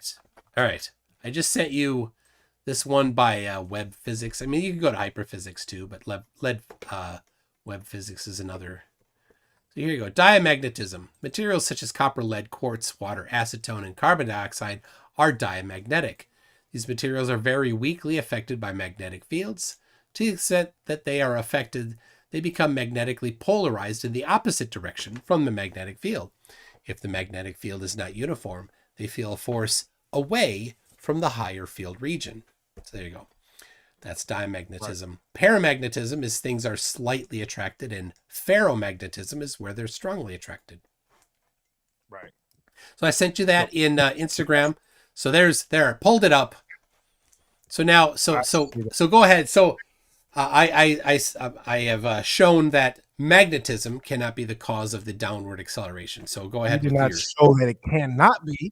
No, Yes, you didn't show that it cannot be. I 100% showed it cannot be because lead does not. 100%. Yeah, lead does not float. Water does not float up. If it was magnetism, then water would float up, not down. So you don't think that's a false dichotomy or a false cause? Not one bit. Nope. Because it cannot be magnetism because magnetism has very particular properties when it interacts with materials. What are the particular properties of magnetism? That it repels diamagnetic materials. As far as I know, science is still very confused on what magnetism really is. Science is not even slightly confused on whether or not lead and water are repelled by magnetic fields. There's no confusion there. So you're shifting the topic to some broader topic, some broader thing about understanding the underlying mechanism. That's beside the point. That's more useful for the average there's person. no question. There's no question, and I've given you the citation. You said pull it up. I pulled it up, showing that lead is diamagnetic. So now I've done every single thing possible to support my claim. So now will you? Possible. Yeah, I've shown that you ran an experiment just now, because that would be everything possible. Yeah, short of doing it right in front of your face. Yeah. So now, once again, you are not being a critical thinker. You're not showing off to your audience if by saying, "Oh, I don't know if lead is diamagnetic." Man, you're gonna have to prove that. No, lead is diamagnetic. There's no question about it. You're just once again, what's the word? You're saying it would what's have the word? On a large incoherent magnetic field. But you've already described an incoherent magnetic field as a magnetic field that has no magnetism in it. I never said that. Yeah, you did. And you showed the video showing that as well. I said maybe it's as close. as we can proceed to know, but we don't really know. How can we know that for sure? That's not a scientific statement. We can't get down there on a subatomic level or even lower than that and see what is really going on with magnetism. We don't really know. You guys claim to know that you don't know. Doesn't change anything. As you described and as your video described, an incoherent magnetism has no magnetic force to it that it applies. I said if you have two blobs of incoherent magnetic material, they'll experience no attractive or repulsive force between them. You agreed to that. I believe you. I can believe that. That was your claim. You agreed to that. You said yes. That's how it works. That was just a little bit ago during this very conversation. You're like, you want me to be like, yeah, no. Just like, what are you trying to get at? I'm trying to make it very clear that you have described incoherent magnetism as no net magnetism. I did not describe incoherent magnetism.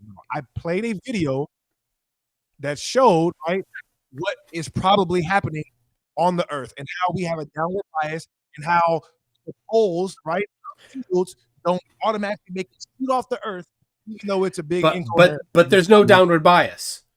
You've shown there's two things that directly contradict your claimed downward bias. If it's magnetism, lead is repelled by magnetism. So is water. If it's electrostatics, anything with even the slightest negative charge would be accelerated up. So lead. You said lead. So that there's no downward bias.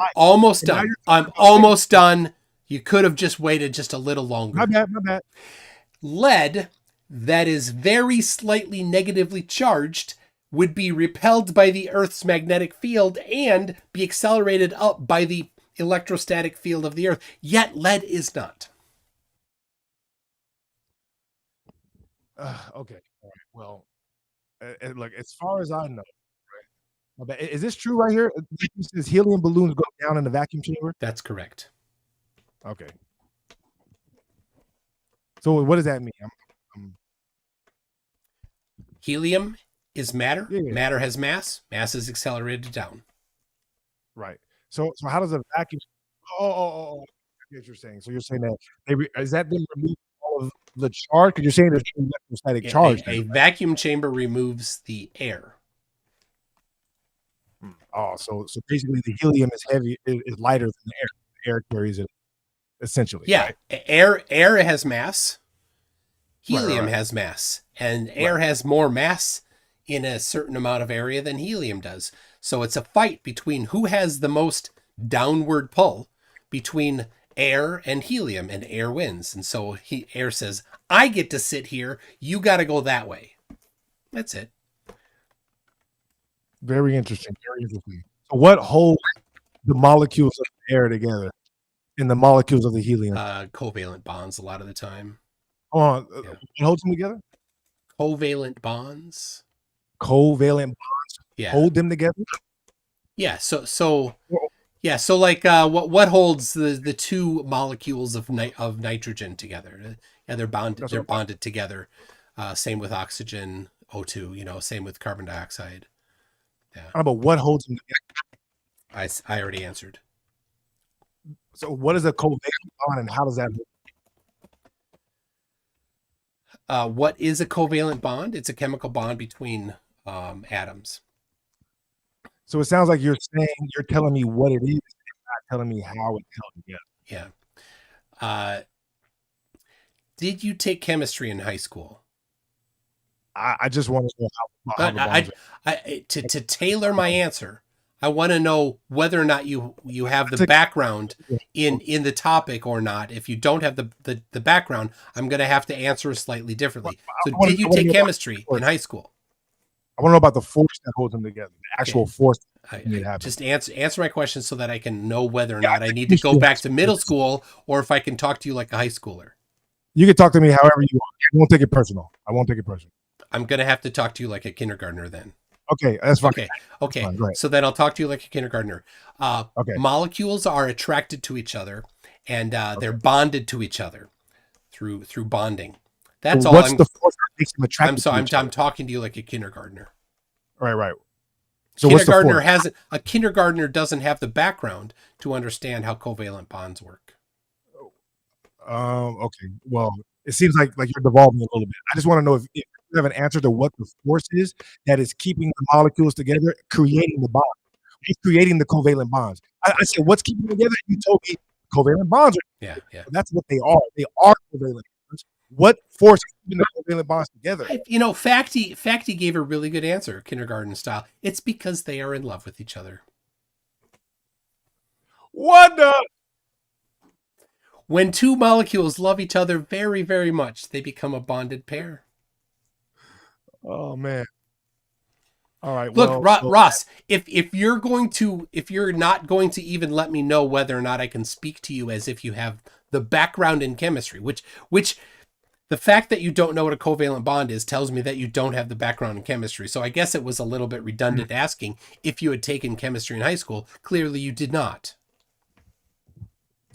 Very interesting. All right. Right? Well, I mean, you did not take chemistry in high school, correct? Did you take chemistry in high school? Just clarify for the audience. Did you or did you not take chemistry in high school? Okay, so first of all, I asked you what force is keeping the atoms together, and you said covalent bonds are keeping them together. That's ridiculous, right? Because now you're describing what they are. I asked, what is the force is keeping together? And you have been talking for the last 2 minutes at least, trying to find a way to make it seem like I'm dumb because I don't know what a covalent bond was, because you want to make the audience, Ross, you want to distract from the fact that you don't fucking know. You say you don't know, too. Ross. What force is keeping them together? You don't know. You want to make it seem like I'm dumb. It's not working, right? You don't know what the force is. That's why you're saying covalent bonds. You said covalent bonds. When I asked what is keeping them together, that's ridiculous. What force is keeping them together? All right, so you don't know. Are you familiar with chemistry? Because I need to make sure I'm not talking to a fifth grader. You are not slick, dog. You're not slick. Don't do that over there. All right. So Ross, seventh grade, eighth grade. Fine. Shit. What forces keep them together? Are you familiar? Are you familiar with valence electrons? Dog. Are you familiar with what force keeps them together? Answer that question or say, I That's don't what know. I thought. I don't That's what I know. Stop with the red herrings. Red herring central. Talking about, oh, obviously you didn't take chemistry, so I need to make sure I can. Do I need to talk to you as a fifth grader? Well, a fifth grader wouldn't know about force. Who are you talking to? A fifth grader wouldn't. Get the fuck, cut it out. All right. Obviously, that's Give me fine. the answer. I want If to it's know. outside If what you're you what and be it's like, outside your I skill don't set, know, that's let's talk about okay. something else, right? And I'll That's give you okay. that. That's okay. If it's outside your skill set, then I've explained to you to It's the not a the skill limit. set. There's no skill Yeah, set in I've reading a book. explained to you to the limit of your understanding how covalent bonds work. No, I know what covalent bonds, how they work, what they do, but what force is keeping them together? You know, like dynamics. Dynamics. What is the force? Dynamics is not a force. Dynamics is not about what forces make objects move. Oh, dynamics, the field. Yeah, okay. The field of study. What I'm asking about dynamics right now. What is the force that makes them move? And you're having a hard time with that. You want to make it seem like I'm dumb because you don't understand a simple question about dynamics. I was being respectful, but you're condescending. You're starting to get to me with that. Your arrogance is ridiculous. One thing, if I disagree and you don't agree with me, you start being arrogant. I don't know what the fuck I'm talking about because I don't agree with you. Now I got to get on your ass. What are you talking about? Ask me a simple question about what force is making them move around each other. What force is keeping them together? You don't even understand that. All right, so maybe this conversation, maybe you're the one that doesn't understand, dog. What the hell? What force? Do I need to put the definition of force for you? It's a dynamic force. What? Okay, what dynamic force? Which dynamic force? Getting somewhere. Which dynamic force? Is it the weak nuclear force? The weak nuclear force? Could it be? I'm asking you. I don't know if that's it. Lord Illuminous Pooh wonders, isn't it the weak nuclear force? I believe it's electrostatics. But I'm asking you. Like that's what I'm saying. You just believe that stuff and don't even know for sure. Cristo Jesus. Oh, yeah. Hope you guys are enjoying. Oh yeah. Trying to keep goddamn super tight. Jesus Christ. All right, let's I'm going to check the poll here to see how many people agreed that lead is diamagnetic. And the answer is 85% said yes. 14% are pose. My bad to everybody in my chat. I know I'm just running through your comments, putting them on screen. When we're done, I'm going to go back through here and read all the comments. I will read all the comments when we're done. All right. Could it be midichlorian? I disagree with that. What I said is you have to show me that you're saying that if what you're saying is true about the Earth being a big incoherent magnet, then lead. I didn't say that. That's your claim. Right? You have to show me right that dichotomy is true. If this is true, then let do this. All right, show me that somewhere. That's all I said. You tried to distract the crowd from the fact that you didn't have an example, you didn't have an answer. You tried to distract everybody by saying that I didn't agree that lead was diamagnetic. I never said anything like that. I just said, show me how what you're saying is true. You might have popped the capsule in your microphone. Maybe. Or is it not coming through? Oh no, not at all. Your microphone is very unpleased with its life decisions right now. Okay.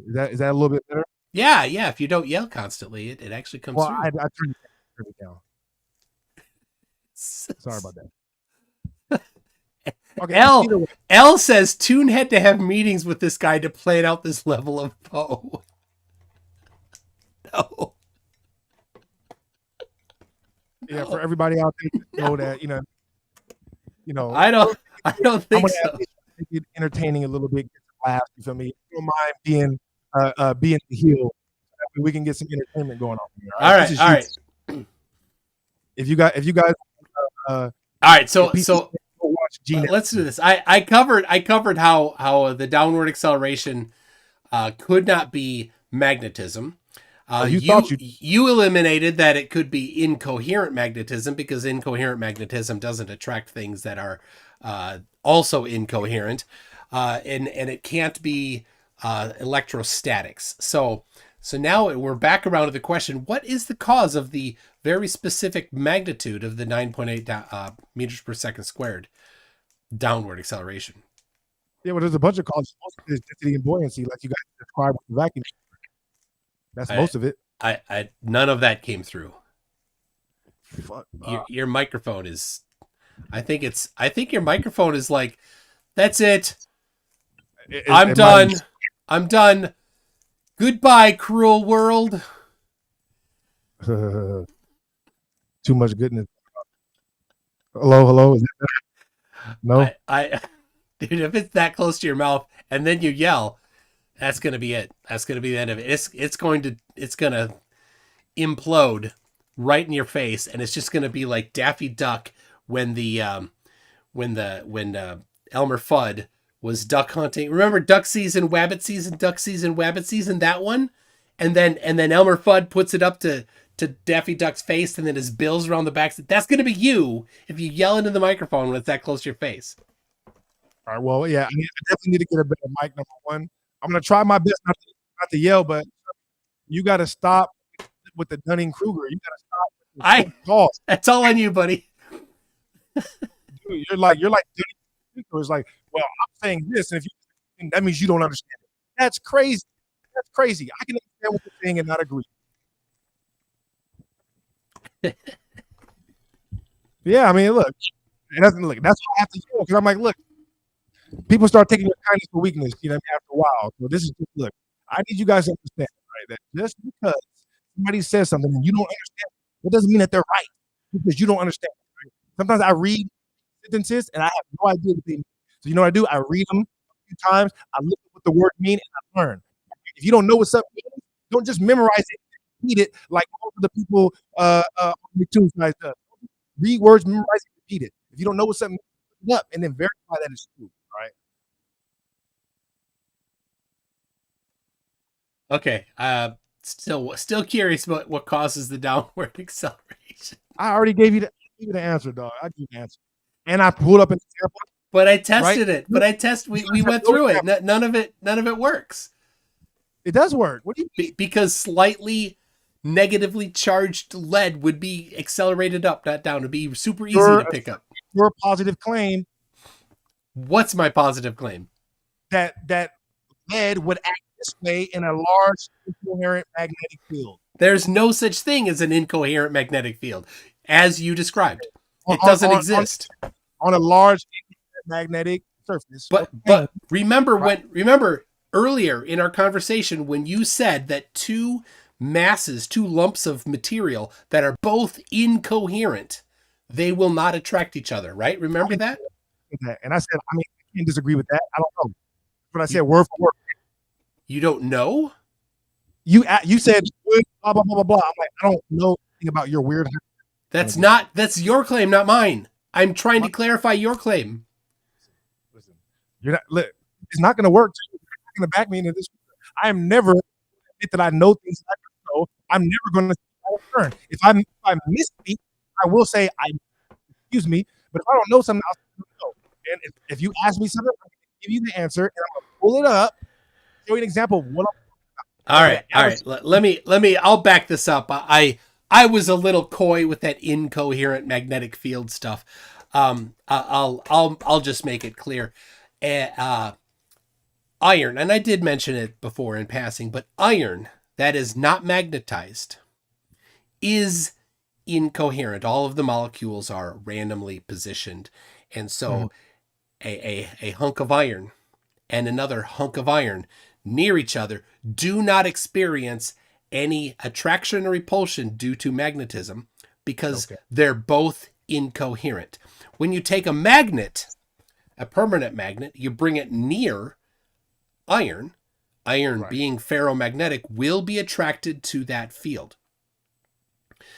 So on the Earth, and so then the incoherent magnetic field that you're talking about, there is no actual field of an incoherent magnet. It's just nothing. There's no net field. Yeah. That's how it works. I may have misspoken when I say field, even though I believe that every piece of matter is its own electric field, right? But I'm talking about the actual surface of the Earth. is basically a coherent magnetic structure or whatever. But if it's incoherent magnetism, then that means it's not doing anything in the magnetic realm at all. Yeah, there's a downward bias that leads to the. But what's the cause of that downward bias?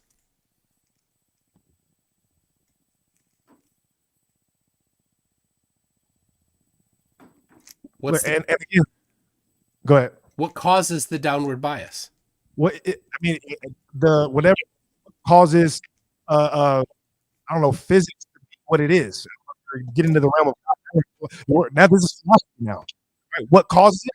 I don't know. Well, like I said, it seems to be. That's the whole discussion. What's the cause? And the whole discussion now, we've been talking for almost 2 hours. The whole thing, you're like, you don't know. I want to say that again. That's the whole question. What's the cause of the downward acceleration? And your answer is you don't know. By the magnetic field that we live in. We live in a big magnetic torus. There's a downward bias. Like the oceans are. You just keep saying there's a downward bias. I'm asking what causes the downward bias. I'm asking it, and you say you don't know. There's an electrostatic charge pushing down. Electrostatic doesn't push. I already covered it. It's because the charge is heavier. It's literally day one of any electromagnetism class. The more you go up. Yeah, and a negatively charged object will be accelerated up, not down. So it doesn't help you. It doesn't create the direction. Fields don't repel objects because the direction is always down. And a slightly, very slightly negatively charged object will be accelerated up, not down. Not in an incoherent. Not what? Not on a large incoherent path. Especially, and number one, we don't even know the way how magnetism works. I don't even know why we do, because we don't have the ability to get on the small level and see what exactly is causing the magnetism. All we don't know how Ross, large scale.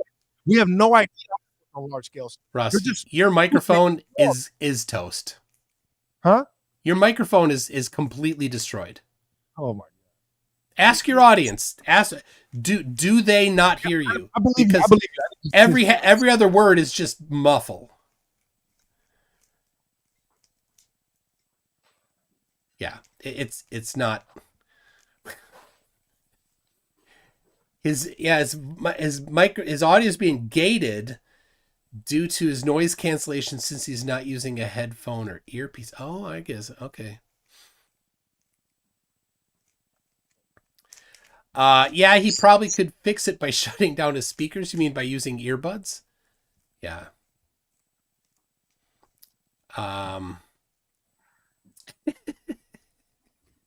Yeah, I don't. Do you have earbuds? Can you use earbuds? I don't know. Some people are saying that might do it because of the noise cancellation. Or use a gamer headset, or I don't know.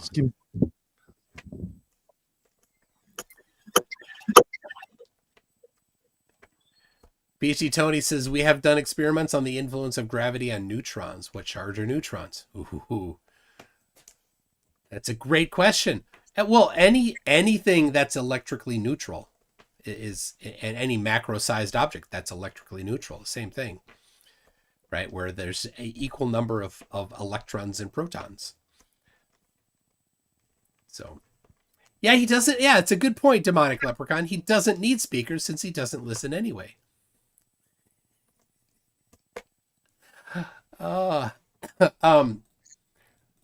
have let's see, this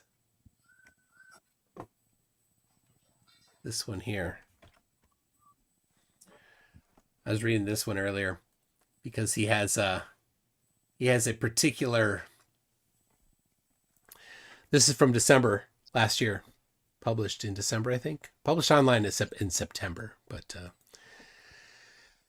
yeah, antimatter, because he has the Constantine Mies one he likes to show a lot. So, all right, hello.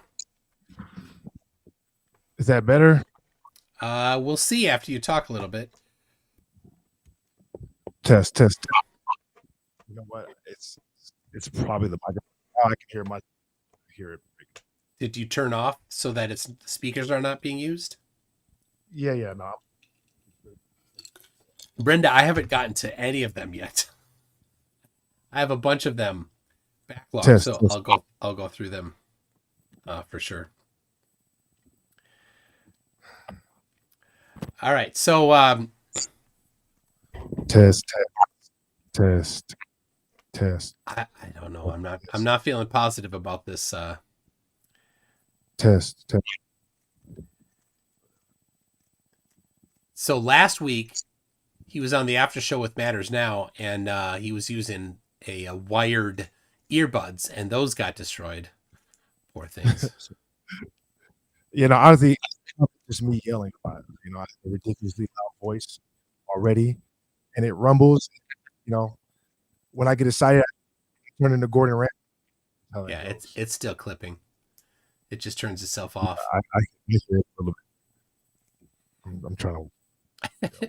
6string007 says, I only have an associate's degree in electronic systems, and I can see that this dude is full of pigeon droppings.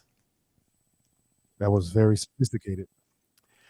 Oh, yeah. Nemo Octavius 18 says, Tune, do you dunk your Oreos in milk or swish the milk around in your mouth after you swallow an Oreo? That's a good question. Typically, I'll take a bite of Oreo, and then I'll just have a little sip of milk. It's a lot of the time. That's what I do.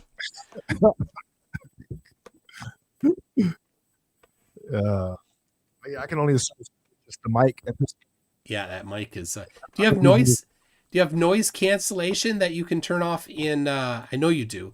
In StreamYard, you can turn off echo cancellation or reduce mic background noise. Since you don't need that, since you are using your earbuds or headphones now. Let's see. That could echo. All right, is that better? And I was looping. See, I think you still have your microphone on.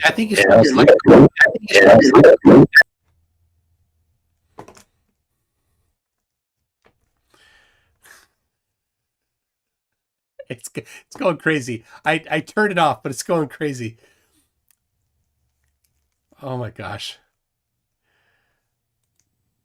All right. Are you sending the mixer audio back to him by any chances and might be hearing himself? I don't think so. I can check that. It's a good thing to check. Microphone twos.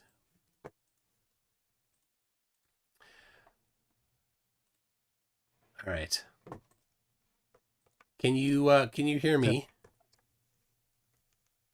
I can hear you just fine. Okay. Can you? All right. Can you hear me? Can you hear me? I can, but I turned off something. I don't think it'll make a difference. So. All right. Okay. I think I think it's because the audio from you was coming through me, and my audio doesn't come through here, so that's why it was feeding back like that. Okay. Do you think that the magnets in your microphone are diamagnetic? Or maybe they're incoherent? I think there's some incoherency going on with the field, actually. Yes. I think that's exactly. Okay. I mean, on my stream, the mic sounds decent. Yeah. The mic sounds good on my stream, so I don't. Okay. Well, it's sounding better now. Okay. We'll see. All right. Well, I still can't hear myself, like I said, because my audio doesn't come through here. So, but I can hear you through the headphones. So just let me know if my audio goes out again. What do you mean you can't hear yourself?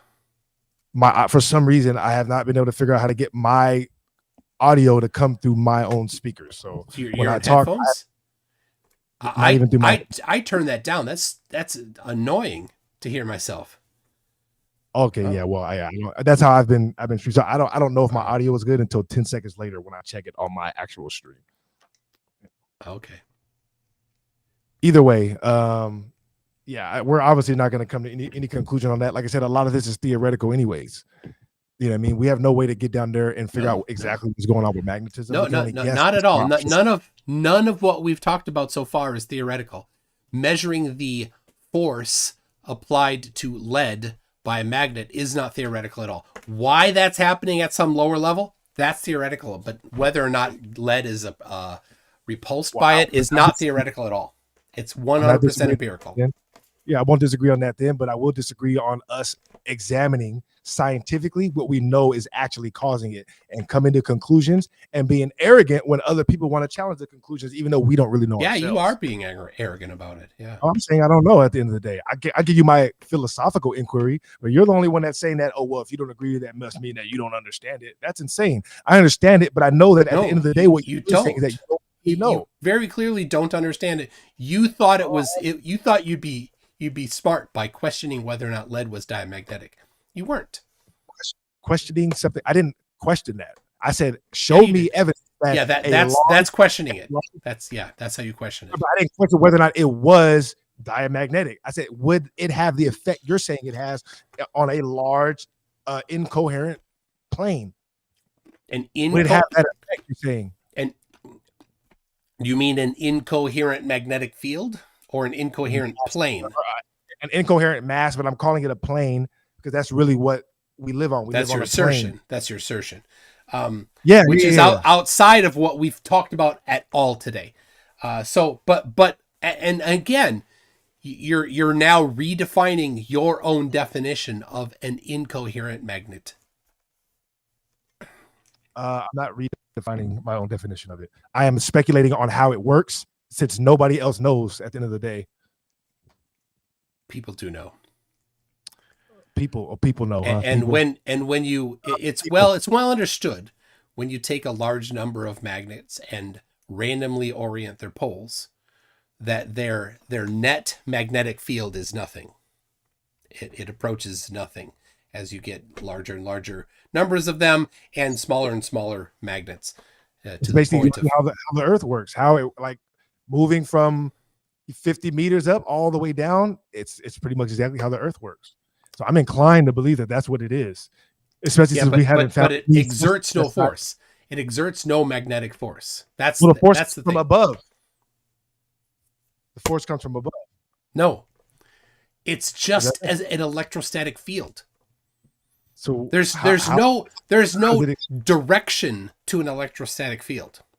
Really, there's positive end and negative end, but it's not positive toward negative. That's not how it works. It's not negative toward positive. That's not how it works. Now, some fields of study. I don't think you know that for sure.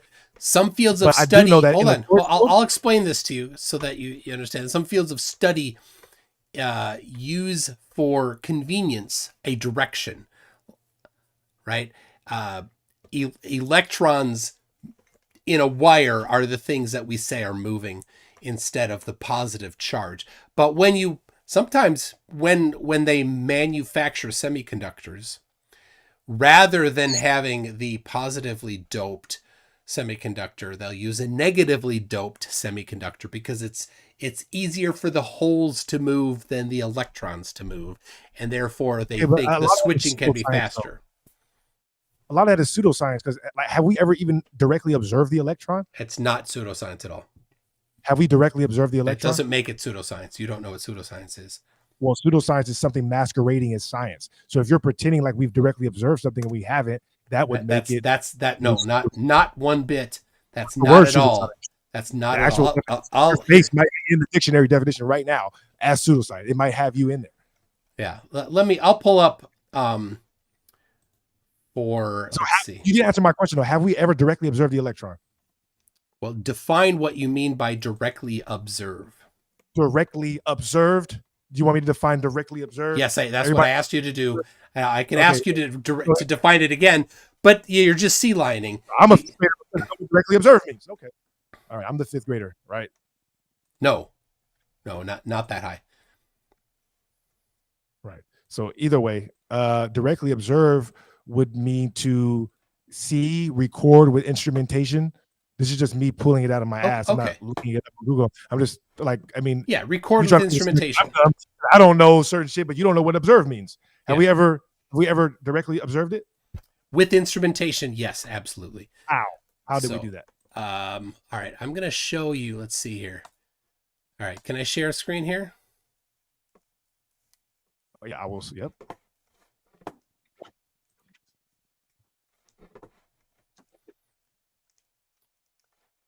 All right, you got it? Hmm? Is it being shown? Oh, sorry. There you go. Okay. Yes. So here, right. characteristics of pseudoscience. Here we go. Everything but answering the electron question. Let's go. So, all right. Red herring. So, just a sec. I was going to read it. I just wanted to for the that this is a red herring. Then you had to jump in. All right. So you were saying you're making claims about what is pseudoscience. So here is characteristics of pseudoscience. It is an unfalsifiable. And that's one of the main delineations between science and pseudoscience is unfalsifiability. So if something is unfalsifiable, it is not science. It's outside of what science can do. Totally. And that's why, religion is outside of it. Is outside of science. That doesn't make religion pseudoscience, because religion generally doesn't claim to be science. It's outside. Astronomy is also unfalsifiable. Astrology you're talking about. Astrology. Okay, well, astronomy is falsifiable. Okay, right. Oh, well then, yeah. So, to me, yeah, semantics, right? But no, not semantics. What astrology is generally unfalsifiable because so astronomy doesn't deal at all then with what the actual bodies are then, right? It totally does. Astronomy totally does, and it's definitely falsifiable. How could we ever know what Jupiter is for sure? By testing it, by making falsifiable tests. How do we test it? We can't go there. You don't have to go somewhere to test it. Well, you have to send something there. No, you don't. So how do we test something without actually getting any information or data from it? We are getting information and data from it, absolutely, but we don't have to go there, right? So I can without going somewhere, I can make a hypothesis about something. I can look at a light bulb on the other side of the room, and I can say, well, I don't know what kind of light bulb that is. Is it incandescent? Is it fluorescent? Is it LED? I don't know, and I can't go there.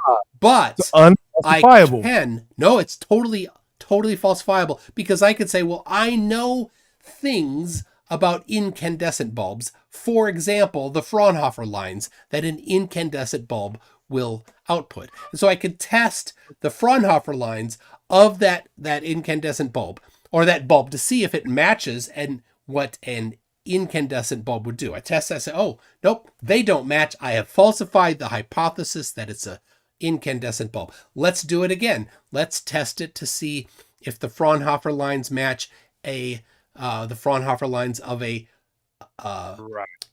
fluorescent bulb. We can test that, find that it's not. And we can do the same thing for an LED bulb. We can say, oh, look at that. We have very specific Fraunhofer lines matching what we know about LED light bulbs. So without going to the light bulb, I can figure out what it is. Right. So bottom line, you don't know what an electron is then, right? Because we've never observed it. Nothing to do with that at all. But bottom line is, you said, have we ever observed an electron? Oh, and I asked you to define observe, and you said measure with apparatus, right? Something of that sort. And yes, we have done that. How? And I asked how. How? Brought this up. How have we done that? How have we done that? How do we observe the electron? Everything that you're saying right now hinges on the existence of the electron. Let's be real. If there is no electron, then everything else you're saying on top of that is just a house of cards. It's all pseudoscience. It's not real, right? So I want to know if it's not. Again, you're throwing out the term pseudoscience without really having an understanding of it. Ironically, it's on screen right now. I have understanding. Ironically, it's on screen. Obfuscate and confuse people into thinking that you're not a pseudoscientist, but you're getting into the realm right now. You're at least on the border. So making unfalsifiable claims, all of the claims that I try to make are falsifiable. That's the only definition. So what's that? That's not the only definition of pseudoscience. That's not just what pseudoscience means. There's 11 of them here. There's All right, 11 so why characteristics here. are you saying, well, But you don't want to go past the first one. He said, I don't want to go past the first one. No, I don't want to talk Yeah. about this at all. I want to know how you know the electron is real. Okay, well, you asserted that it's pseudoscience. And so we're going through because I don't think you know what pseudoscience is. Very good red herring. Very good. Yeah, okay. Very- So pseudoscience relies on anecdotes. It relies on cherry picking. It uses technobabble, words that sound scientific but don't make much sense. For example, let me say, for example, incoherent magnetism is technobabble. There's no actual meaning to it. It's not a thing. Science. It's not a thing. It is a thing. It's a thing. No, it definitely is technobabble. 100%. When you say Oh, incoherent magnetism, it is technobabble. Okay. Yeah. And when you say the electron exists, that's like literally just babble. It's regular babble. No, Even it's testable. It's testable. Even the person who is accredited with the electron admits that it never existed. Who's accredited with the electron? J.J. Thomson discovered the electron, said the electron was nothing more than the terminal end of one And unit. that is item number 3. Cherry picking a quote. That's not cherry picking. That's 100% cherry picking. Just because a guy said it, that's cherry picking. Well, you can answer me. How do we know it's there? We can measure yeah, it's a good question. We can measure the momentum and charge of an individual electron. How do you know it's there? You can't tell me we know it's there because we're measuring the individual charge of an electron. No, I said the electron's not real. You said so tell me how perfect. It's real. You said it was acceptable to use an apparatus to measure it, to observe it. So that's how. Okay, what apparatus? Tell me how the apparatus works and how they use it. I know what the apparatus is. I know how it works, but I want to know if you know. Got it. So here, this is the infinite regression that you're going to go through. I don't have all of these things at my fingertips. Right. That doesn't mean that it's not there. It means that I don't have them at my fingertips ready to go at this moment to fully support the centuries of scientific progress that people have gone through. These are all done. There isn't actually a conspiracy on whether or not the electron exists. It's just a bunch of a small number of nutters that make claims otherwise, but don't actually have empirical evidence to support it. Right. So again, unfalsifiable claims is what you are relying on when you say things about whether or not electrons exist. So, that's cool. Number five, and this is important. Let's get through all 11 of these. It lacks a I don't want to lose plausible. what I'm going to say. I'm going to forget. Let me not forget. I don't want to forget. All right. Two things. All right. Number one, You could got write it him. Number one, got him. All right. Number two, You could write it down. Number one, got him. Number two, right. I just want the record to show. What did you get? You're correct. You don't know if we've ever identified the electron as a particle. You're making all that up. Number two, right. I just want the record to show that you were correct when you said that just because you don't know, that doesn't mean it's not there. You're right. Because that would be a fallacy, right? I am not so fallacious that I think that just because you don't have good arguments, that doesn't mean that you're wrong. You could actually be right, even though your arguments are terrible. So I do want to admit that you are right about that. Just because you don't know and you don't have the answers when I have them, that don't mean that you're wrong. Yeah, I do agree with that, right? Oh my gosh.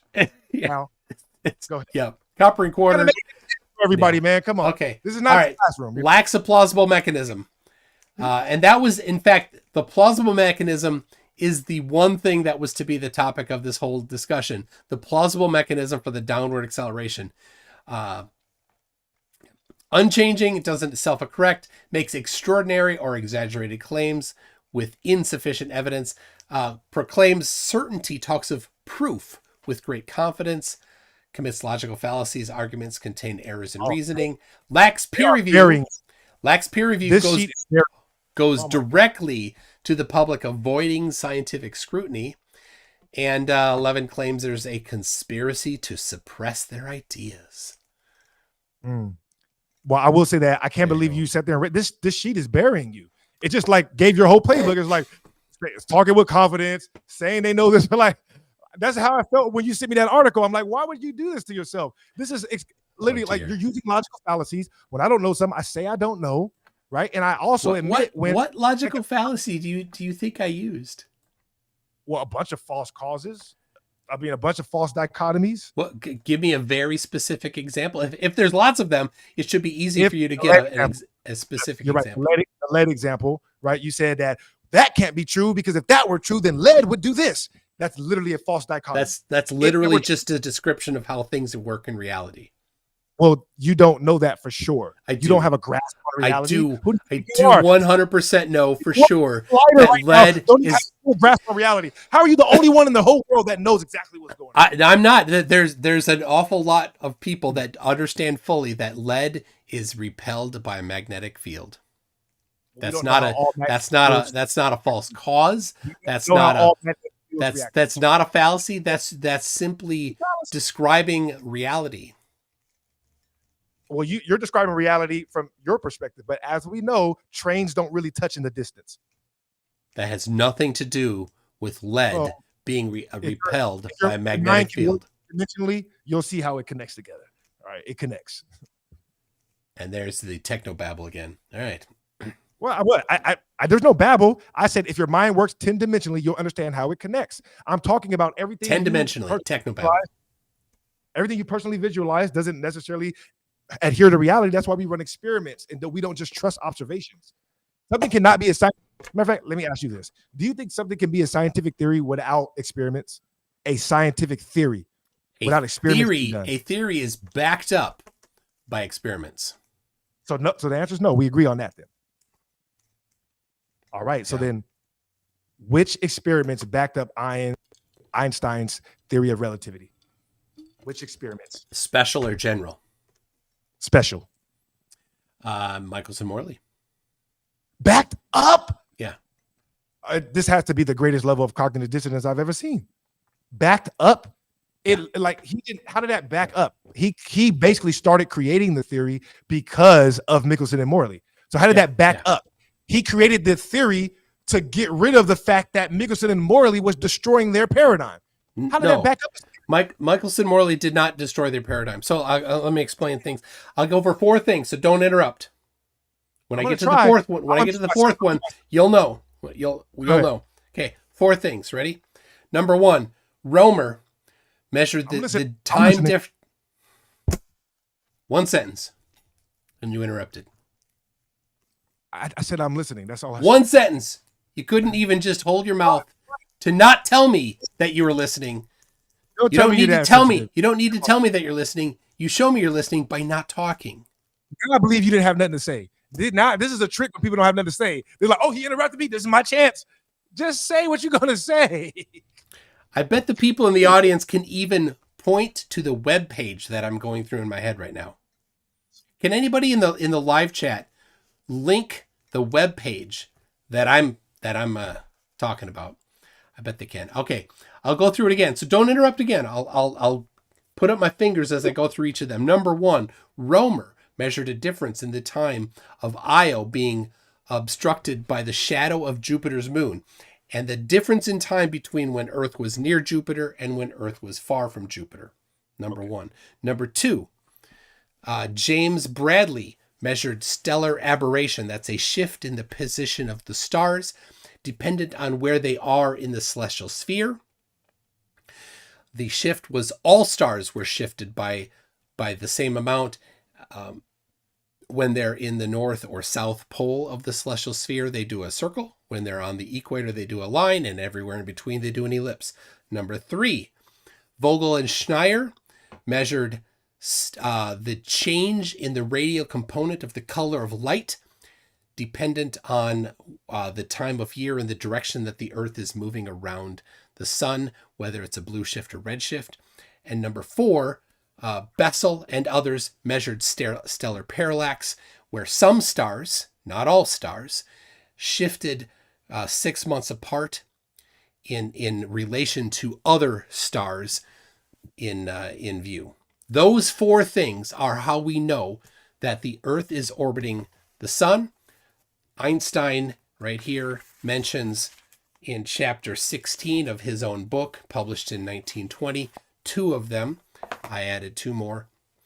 And that's how we know that the Earth is moving. That's how Michelson-Morley didn't destroy our paradigm. Michelson-Morley falsified the idea of the ether, because they knew already that the Earth was moving, and Michelson Morley found that their test was seeing the effect of the ether on light as the Earth moved around the sun.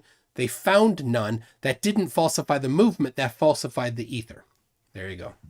Well, I want the record to show that is that's a complete fabrication of the actual, intent of the experiment and the results. But right, I want to know, because I asked, which experiments, right, backed up the theory of relativity? Were any of those things that you just read off experiments? Yes. Yeah. Well, which ones? And please explain to me the experiment, all the four independent, the dependent, and the control variable. Now, do you remember I sent you that Berkeley page? I brought the Berkeley page up. Excellent. Okay. So when the very page I linked to you showed that dogmatic, rigid. Here's the way. Controls. Okay, hold on. Let me finish before you jump in. Here's the way that you do it, and the whole point of that article is this is too simple. That's not how you actually have to do. It sounds like you're trying to bullshit me, McToon. I feel like you're running game on me right now. Are you trying to run game on me too? Again, you interrupted me before I was finished. Because I'm so confused. I said, which are the independent, dependent control variables? And you're trying to obfuscate as if those things aren't relevant questions. They are. Are they going to be? They are irrelevant questions. Yeah. Really? Yes. That tells me that you do not actually have a refutation, and that instead you want to rely on the middle school dogmatic scientific method as a way to reject things that are inconvenient for you. Really? Yeah. Are you sure you want to go there? All right. Yeah. Well, from the other side of it, right? Actually, what you guys are doing is trying to get people away from the dogmatic formula so that way you can deny the actual results of science, right? Because when things come out in the dogmatic scientific method, for example, like the Earth is not moving in Michelson and Morley, you want to say, you know what, but it's not just the scientific method, it's all these other things, so that way you guys can justify your position when it doesn't agree with the evidence. All right, that's what's going on. You guys are trying to Chuckles. evidence. The independent variable in Romer's experiment. I cannot promise nothing. The independent variable in Romer's experiment. You asked. You pretended that you wanted to hear the answer. I'm giving you the answer, and you're obstructing me from giving you the answer because you're scared of it. I want to hear this answer. That was a while back. You're scared of the answer because you will then no longer be able to use your dogmatic view of science to reject it. I'm scared. My bad. Go ahead. Go ahead. The independent variable is Earth's position in the orbit around the sun in Romer's experiment. Okay. All right, go ahead. I know, like, the average person doesn't understand what you're saying, but you're basically just saying that the Earth is not moving based upon the experiment we're doing. No. The dependent variable is the time that Io is eclipsed by Jupiter's shadow. There you go. There's the independent and the control variable. There's no particular control variables here. Not a valid experiment. We can argue that till the cows come home. Let's do that, please. That's what you don't want to do. That is a valid experiment. Why is it not? I gave you the things you asked for. No, you said there's no control. You need a control variable for a valid experiment. You don't know that? You're not aware of that? No, you don't. You absolutely don't. Okay, so maybe we can schedule that for our second debate. Do you need a control variable for a valid experiment? No, but you should control things that will confound the results. Same. Yeah. See, this is why you sent me that article, because you guys are trying to change the scientific method so you can benefit from the cachet that the concreteness of the scientific method has. But there's no concreteness in your ideas, but you want people to accept them as that. So you pretend like the scientific method has grown. No, it hasn't grown. It's still the scientific method. If you want to add other stuff in there, call it something else. But don't pretend like it's the scientific method when it's not. The scientific method is rigid to protect itself from people like you who want to come on here and say, well, I know this for sure. Oh, really? So then when I say, well, which experiment? Oh, what are the control variables? Oh, we didn't have any. Oh, so you've been lying. Or maybe you're not a liar. Maybe you're a nice guy and you appeal to authority. I mean, you ask what fallacies you've been using. Everything you say is an appeal to authority. I pull up videos of people showing stuff. That's not even me appealing to their authority, because I want to see what they did and I want to make my own opinion on it, right?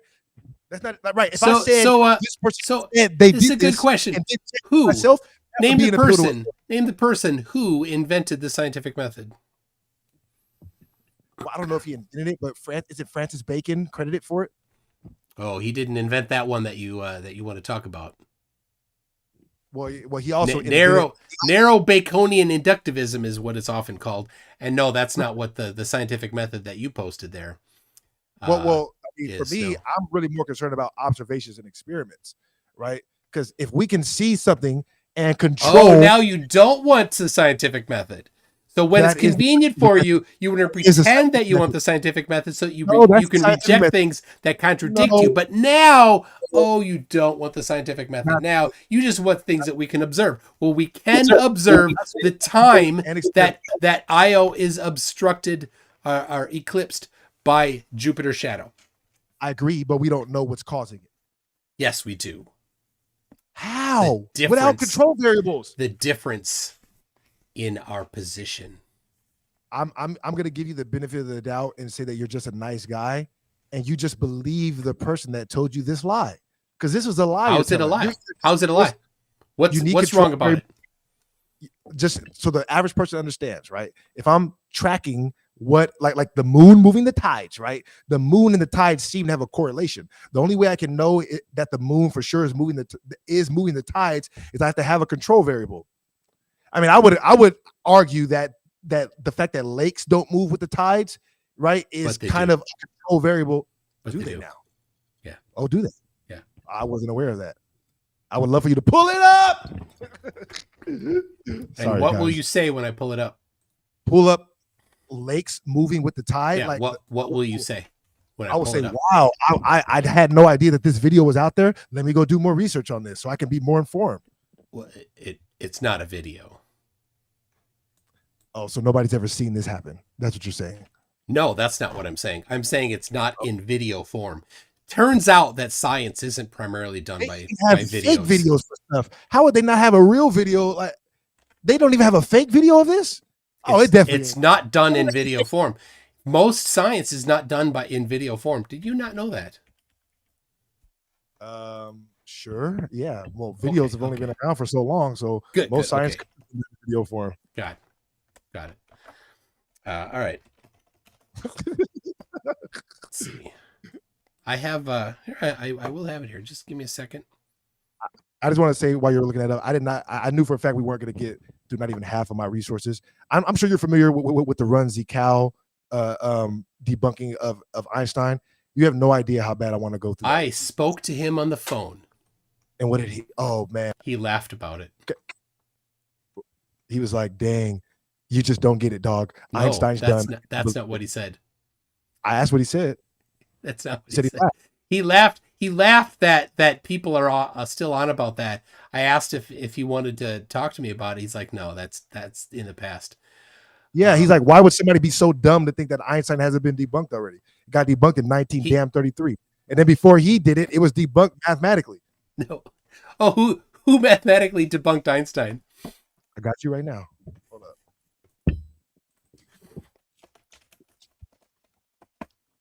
You know how much studying I did for this debate? The same amount that I always do. I didn't read anything. I just kept doing what I was already doing. Like, I'm constantly reading, trying to figure out what is going on. Explode. Oh, just like the Pied Piper. Oleg de Jefferminto. What the hell? What is this singing? Make it stop. All right, so Oleg de Jefferminto destroys Einstein mathematically, has all the equations in the book, The Electromagnetic Retardation and Theory of Relativity, second edition, new chapters in the classical theory of fields. For anybody who wants to look that up for themselves. Can you send that to me in on Instagram? That's pretty good. It's not on Instagram. I wrote it down from my notes. It's not on. You can't send it to me on Instagram. I don't get my information on Instagram. Well, I can, but I'll have to just go look the book up. So I'll go look the book up for you and send it to you. All right, super. All right. But yeah, no, I would love to go through those Run Z Cal videos, and if you could get, oh my god, I would pay to get Run Z Cow and have him break that down for the people, because I feel like I can break it down on a third grade level, like word for word. This is why Einstein never makes sense. So people in the chat, you don't know who Run Z Cow is. Run Z Cow, he did a couple videos where he basically he didn't like relativity, and his main thing was it didn't make sense to him. Is basically what it came down to. Yeah, it didn't make sense to him. Therefore, it's wrong. Which isn't anything at all, because if it's experimentation is what determines it, not just somebody saying things. So you need to actually have experiments. You're right. Reality determines it. Yes. Yeah, and so reality has backed up relativity. No, it had what? 19. Yeah. For hundreds of years, it's been debunked by reality. Reality never agreed with relativity. Relativity basically was saying what you see in reality is not real. Yeah, it's not real. Something else is happening. I don't think you understand relativity. I don't think you understand relativity. Essentially, that's what it's saying. It's an illusion. It's not real. I know the Earth doesn't look like it's moving, but it really is. It's an illusion. So which experiment falsified relativity then? Michelson and Morley, Michelson, Gale Pearson. But those both make assumptions that have not been otherwise confirmed. Also, which assumptions? They both make Michelson Morley, in your interpretation of it, assumes that ether exists. Well, that's a non-scientific assumption that he made, so we can't falsify that. Yeah, that makes it not science. I agree, but that doesn't mean that. What does that mean, though? It means a pseudoscience if you're going to assume that. No, it's actually falsifiable. There's not science.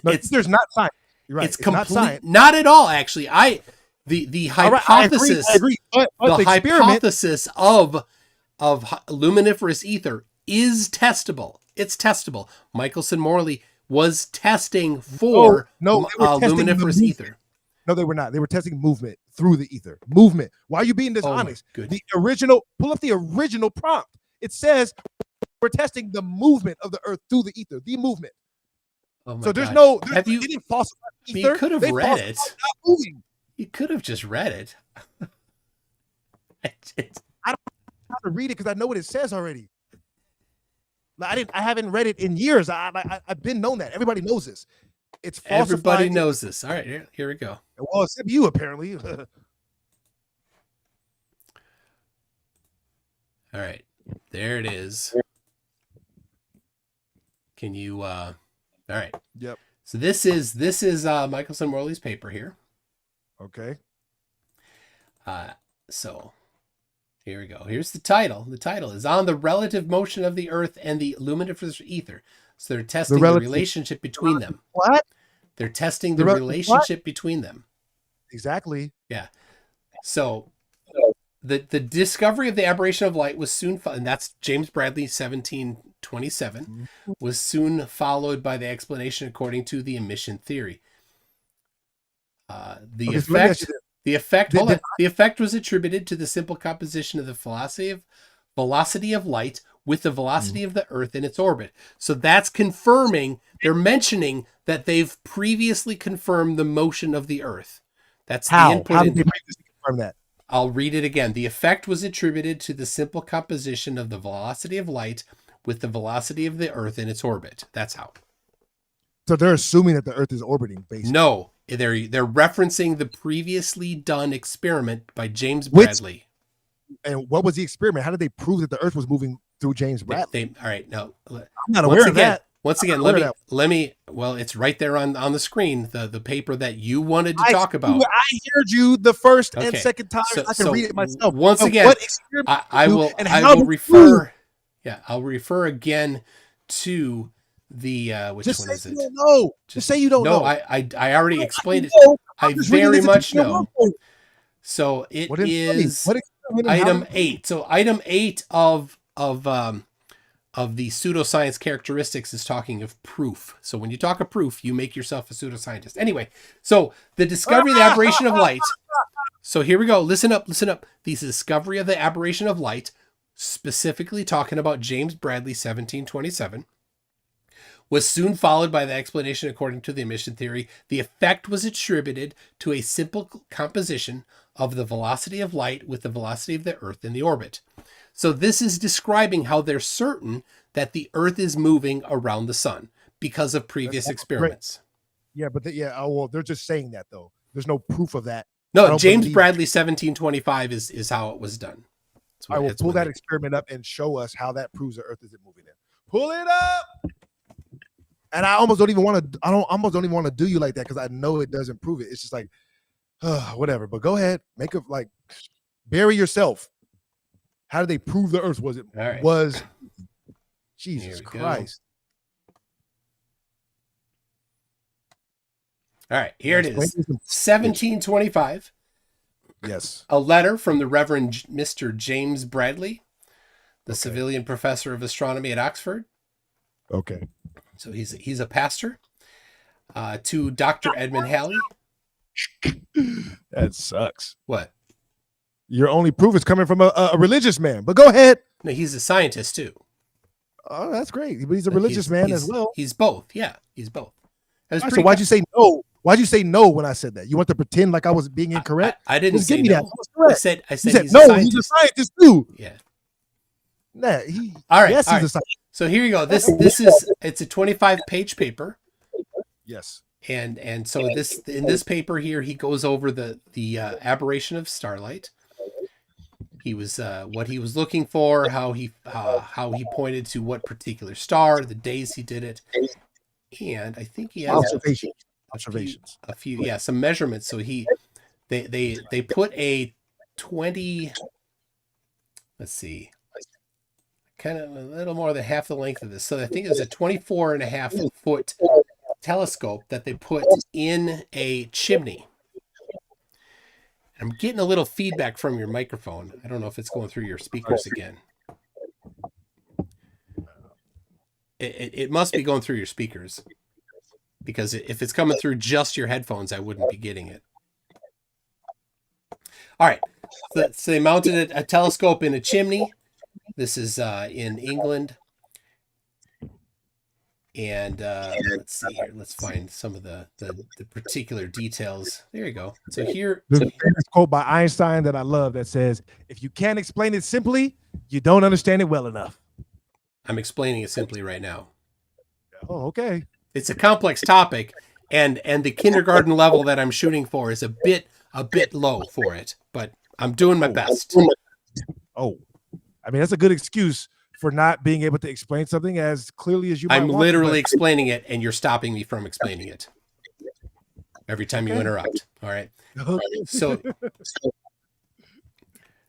So here he's talking about the velocity of light, velocity of the eyes as CA, right here, CA, that line down the middle, to BA, so it's moving, and like if you're walking in rain with an umbrella, if you're holding it straight above you, your feet will get wet. If you run, your waist will get wet. And to prevent that, you tip the umbrella forward. And so when your velocity matches that correct angle, that's what they're talking about here. That angle. All right, your audio is feeding back. I don't know what the hell you changed. Oh, something just happened? I'm hearing myself come back through your microphone. Oh, there's a short in this cord. That's what it is. Because Oh my gosh. Amateur hour. yeah, no, I'm not an internet guy, man. I'm gonna be honest with you. This, Yeah. yeah. All right. Well, You're still here back? it comes and goes. So, all right. Anyway, so this is the paper they're talking about. Here are the specific measurements that he measured on different days. How much different the star was shifted. It was Gamma Draconis was the star that he's specifically looking at, and on different days of the year he measured a different shift in its position. And so this is the table of the measurements on the different days of the year: October, November, December, January, February, March. Went through. He has each month of the year, and the specific amount of the shift that he measured. All right. Can you hear me okay? Is my mic coming through fine? Yeah, I hear you. I think it's okay. as far as I know, right, you did not show me an experiment. You showed me several observations, and I get it. Maybe they are, pretty conclusive observations, but Yes. they're not experiments nonetheless. And I asked which experiments back to the theory of relativity. This is the experiment. So this is, we're going in the infinite regression here, right? So the very opening experiment without a control variable. Opening, yes, there is. I'll go through the control variable. I'll go through all these. If you need to be walked through it like a little baby, I'll walk through it. All right. The independent variable is the position of the motion of the Earth. The dependent variable is the position of the star. The control variables are things like the alignment of the telescope, the specific ability of the telescope's wheels to control the amount of also the medium. I'm not done talking. Yeah, I know, but the amount. I'm not even two words, and you just can't control yourself like a little child.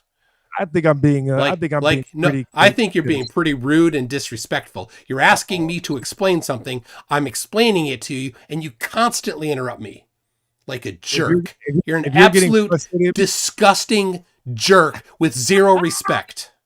If you're getting frustrated because you're having a hard time, I'm getting frustrated because you constantly interrupt me like a little child. I think you're so shut up. If these aren't experiments. Shut up. I'm in the middle of explaining to you how this is an experiment, and you constantly interrupt me like a little child. I'm explaining how this is an experiment. Shut up. Shut up. Shut up. Shut up. Shut up, you little child. I'm explaining this to you like you pretended you wanted to hear. So shut up. You're showing me observations. Shut up. Shut up. You don't want the audience Shut up. to see that Shut up. I'm explaining to you how this is an experiment. It is destroying you. You cannot handle this. You know that it does not work for you. All right. You are a child. James Bradley, 1725. 1727. So here we are, back to Michelson Morley. The first two lines are explaining how it works. How they know that the Earth is in motion around the sun. I showed you James Bradley, 1727. This is making a specific reference to it to know what experiment it was that we know for certain that the Earth is moving around the sun. Okay? Michelson Morley then uses the knowledge of the movement of the Earth around the sun and the hypothesis of the luminiferous ether to see what the motion of the Earth around the sun will do to the light, the movement of light. Right? And that's what this experiment is doing. It's not testing whether or not the Earth is moving. The very first two sentences of this shows that we are certainly in motion, referring to an experiment that was 150 years prior. This experiment did not net a result of movement in that they were expecting based on the hypothesis that they had made. Therefore, this here falsified the ether. And it confirmed later, because it was hypothesized later, confirms special relativity. So all of this was you pretending to want to know the answer to it, and you didn't want to know the answer to it because the answer to it destroyed you. And then you pretended that you wanted me to explain the previous experiment. And then you said, what are the control variables and the independent variables and the dependent variables? And as explaining them, and as I was explaining them, you are too much of an insolent little baby child to let me finish saying it. So this shows how scared you are, how absolutely deathly scared you are to actually have real science presented, because it destroys all of the pseudoscience that you love so much. Now, pseudoscience, I'm very specifically referencing pseudoscience because this right here is what you brought. You brought unfalsifiable things. Your incoherent magnetism is unfalsifiable. There's no description for it. You couldn't even put words together. You had some technobabble, but you can't even put words to it. And then you actually had the gall to later come back and say, if you can't explain it to a kid, then you don't understand it. You can't explain incoherent magnetism. I asked you over and over again, and you could not explain it. You don't understand it. And there's a reason why you don't understand it, because it doesn't make any sense.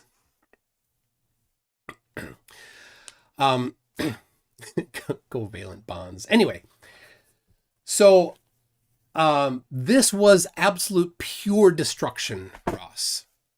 And right here, this is what we're seeing is what you absolutely brought to it. You did not at one time explain why things go down. Everything about why you want things to go down was falsified. You blindly reject that lead is diamagnetic because it doesn't work. You think that the Earth is a giant incoherent magnetic field, but you can't explain what an incoherent magnetic field is. But if it's a magnetic field of any sort, lead would be repelled by it, not attracted. It would go up.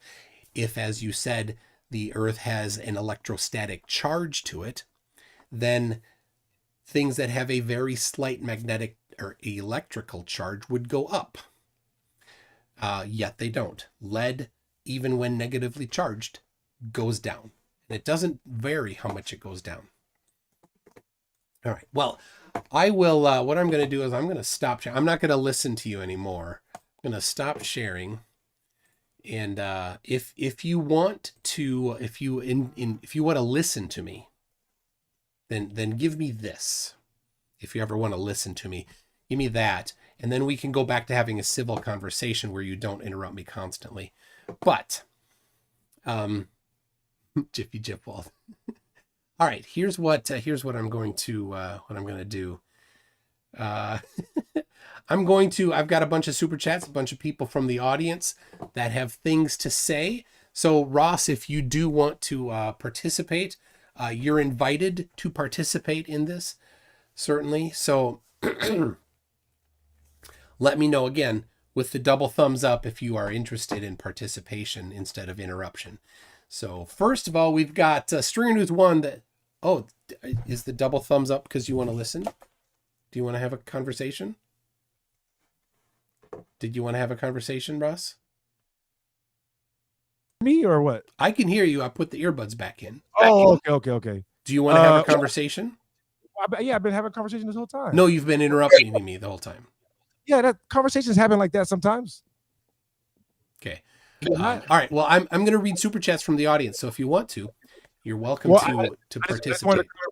I wanted to appreciate you for making it a little bit more exciting. I think the audience enjoyed that. It was getting a little bit boring. You sitting there reading that observational paper for the first time, trying to figure out what the experiment. Here we go. Earbuds are out. You didn't want to hear. All right. Stringer News 1 says, please remove headwear in the Temple of Tune. Thank you for that, Stringer News 1. Icy Spin says, let me guess. Gravity's not real. It's electrostatics. We see too far and boats disappear bottom up due to perspective. Got anything new? No, nothing new. It was electrostatics. We didn't get into boats. We didn't get into that. Jonathan Kalmbach is a new member at Newton. Thank you, Jonathan. Cretan Bull says, Striper, Isaiah 53:5. Yep, that is Striper's. It's on their emblem, the verse that they have on their emblem. If you're wondering what's that about, well, Striper's he had asked me who some of my favorite singers are in rock, and so Michael Sweet, one of the singer for Striper, is one of mine. MK Ultra says, was Green Day's greatest hit written about flirfs? Oh, now I'm gonna have to. What? I know a lot of Green Day songs, but what's their biggest hit? I used to listen to was it the Blue album? Oh. Is it American Idiot that you're thinking of?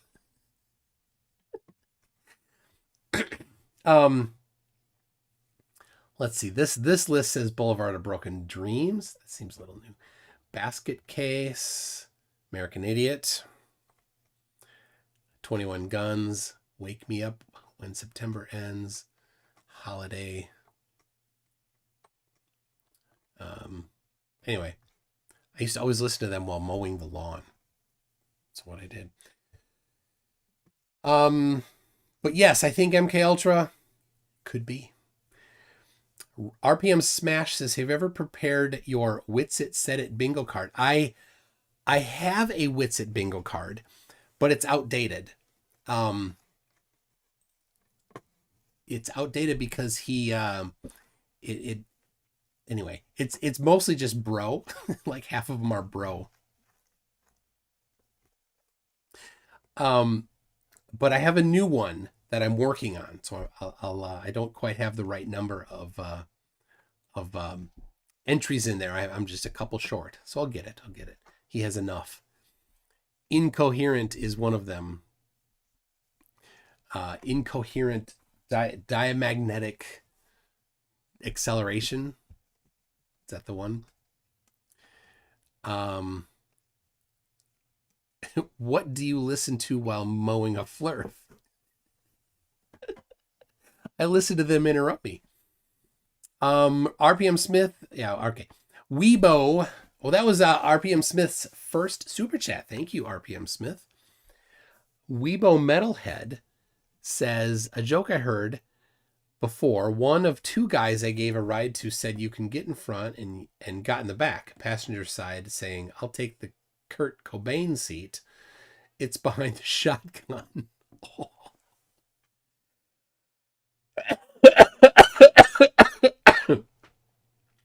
Oh my gosh. That's a rough one. Icy Spin says every single time attack the globe and science. Yes. I literally sent him the article on how science isn't just going through some rigid dogma. And he's like, nuh-uh, it is rigid dogma. And the Oakleyism, what's the independent and control independent variables? And I start giving him, this is great. I start giving them to him and he can't handle it. He knows it's destroying him because he has to deny the science because the science destroys flat earth, destroys all of his claims. So, and so that's the list of variables is the first round attempt at rejecting science. And then, there's a whole, like a process of rejecting all legitimate science that he's been taught from Oakley and crew. In the end, of course, if you follow the rejecting science path, you wind up with nothing. In fact, they have absolutely nothing. So this is kind of fun. I think people are giving him a little bit of what he deserves, right? I mean, he is a petulant child. He did not want to listen. He did not want to have anything taught to him. He pretended constantly that he wanted an answer to something, but he wouldn't let me give it. So it's a Rubik's says, here's your NASA hush money. You know what to do. Thank you. Serena's one says real science equals Morris dancing. Morris dancing. What's Morris dancing? I'm missing that. Icy Spin says peer review filters the bad ideas from what's true. Yeah. And pseudoscience rejects peer review. It goes straight to the public. And the reason why is because they don't want to be scrutinized. And so when people do scrutinize them, then they get a little butthurt, and you see different responses. You see them blocking. So you see pseudoscientist Kyle Adams. He blocks everybody from commenting on his YouTube channel. He doesn't want any negative reviews there. This is great. I love the feedback he's getting there on screen, and we don't need to hear it. That's what's really cool about it. We have no need to hear what his responses. Let's see. I'll give it. I make it a little bigger so that you can see all of his. I mean, I sent him that, and he's like, his response wasn't, "Oh, thank you. Now I know how science is done." His response was, "Oh, it's just a money grab."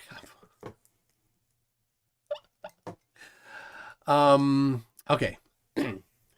Serena News 1 says, fun fact, the apple wasn't invented at Apple.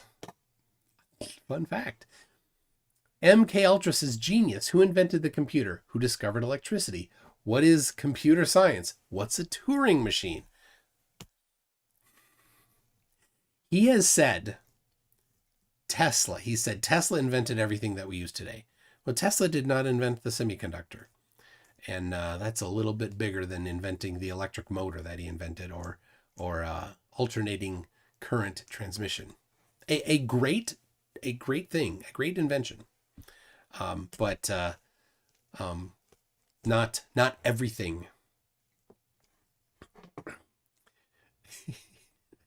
People give him hell. It's awesome. Keith Milner says, for 15 MYRs. What is that? Says, damn straight, 100%, he has to present a model and has to be better than the current one, or it ain't worth squat. Yes, and that's a super common thing for flat earthers, is they don't have a model. They know that every time that they hypothesize something, it's instantly falsified. And that goes right to pseudoscience. Pseudoscience characteristic number 1. It's unfalsifiable.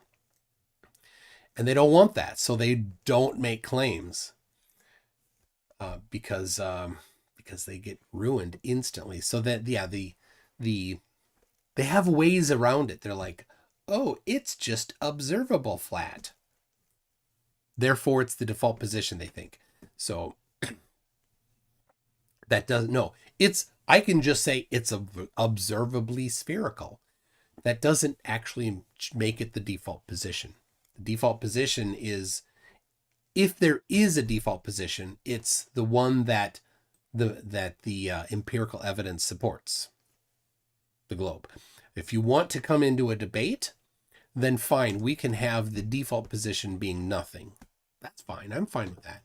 But you don't get to claim flat is the default position. It doesn't work that way. Okay, let's see here. Pistina the First has been following the updates on Irish Demon's channel. Wow, such sad news. Yes, it was very sad. I was excited that he was getting better, that Triggered Limey was getting better. So I don't know. I hope there's maybe Irish Demon will have some sort of a, maybe he already has, I don't know, some sort of a live stream or something. So let's see. AT2 Production says they really don't like that the true default position being I don't know. They have to know, and they have to be right. Yeah. It's not acceptable to not know. You can't claim the Earth is any particular shape by default. So he's now gone to only selecting to highlight chats from people that support him. This Mr. Jones. Are there other people in the chat? I'm not looking at his chat. So Mike Wilson says, oh, there you go. Keep it up, people. Mr. Miles Wilson says, Flurf neurotics need to choose. Is it magnetic or electrostatic? It cannot be both. Without precision in understanding, it might as well be unicorn farts of emotion. Yeah, and he's like, I've been reading a lot. This is so far above his head, right? And the bluster, it's so much bluster from him. Lord Illuminous Pooh says, loud words, see not a response. Yeah. Dirty Brown Wit says, Ross' biggest fear, ghouls. Favorite food, milk steak. What is milk steak? What? I've never... maybe there's something I don't know about there. Lord Illuminous Pooh says magnets are the cause. They can't be because of this. Then it's density and buoyancy. What happened to magnetism? Yeah.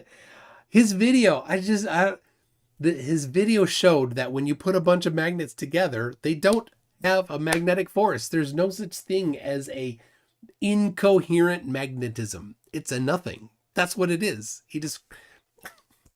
But it's the attraction due to incoherent magnetism. What attraction? Incoherent magnetism has no attraction. You can have a magnet affect incoherently magnetized objects, but that's not. But it won't attract non-magnets. Oh, it's so dumb. It's just so simple, and he doesn't get it. Burnham says, why is the P is a spray pint can always at the bottom even though the pressure and density are equal everywhere? What the hell even is that? Why is the P in a spray pint? Oh, the P, there's not a P. Like it's a marble actually. It's usually glass. So why is the marble and a spray paint can always at the bottom even though the pressure and density are equal everywhere? Well, they're not equal everywhere. Even in a sealed container, the pressure is higher at the bottom than at the top due to some force that somehow gets through the walls of the can.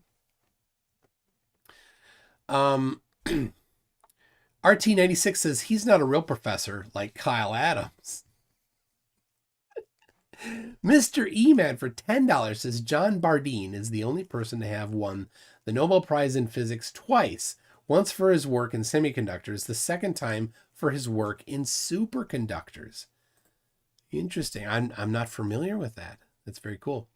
Green Bull says, I have to be honest with you. I think the guy has a firm grasp on incoherence. Take his arguments, for example. They're completely incoherent.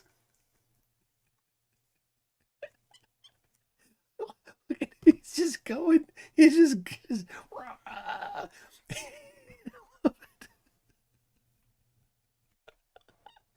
oh, that's so cute. Coffee breath. Dad jokes. Yeah, that's how I roll.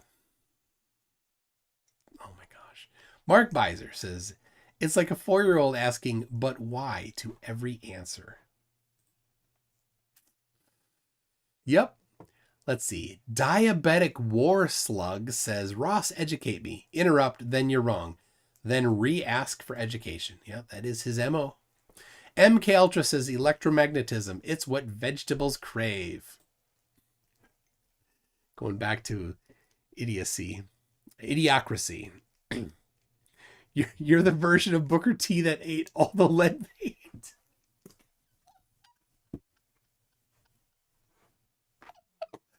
Oh my gosh. Lord Illuminous Pooh says a wave has a peak and a valley followed by another peak and valley. A magnet's field is a constant intensity and it does not peak nor does it valley. And he needed a citation. He wanted me to pull it up. It's just so dumb. It's just these simple things. Pull it up. Like, dude, it's kindergarten. Don't need a crayon. Pull it up. Don't piss your pants. Pull it up. Clean your bottom after you go to the bathroom. Pull it up. Seriously, it needs that. All right. Dave D says, instead of focusing on electromagnetism, your guest should perhaps look into personal growth and learning some manners.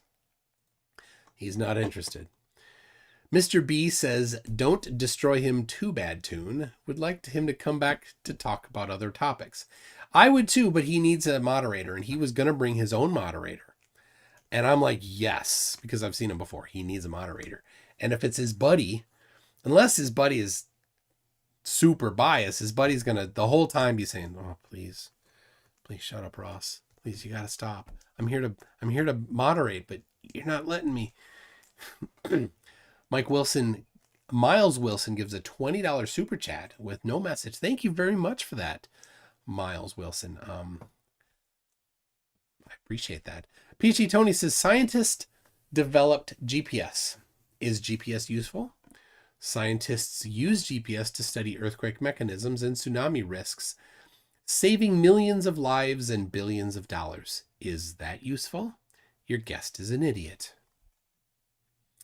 Those are useful, and your final statement is true. Peachy Tony says, gravimeters are specifically designed to minimize the potential for electrostatic and electromagnetic interference. Yes, indeed they are. How can it be electromagnetism and electrostatics if a gravimeter can still measure the downward acceleration? It can't. They are the control variables in those experiments. String News 1 says, how is a transistor like a donut? Was this a two-part? How is a transistor like a donut?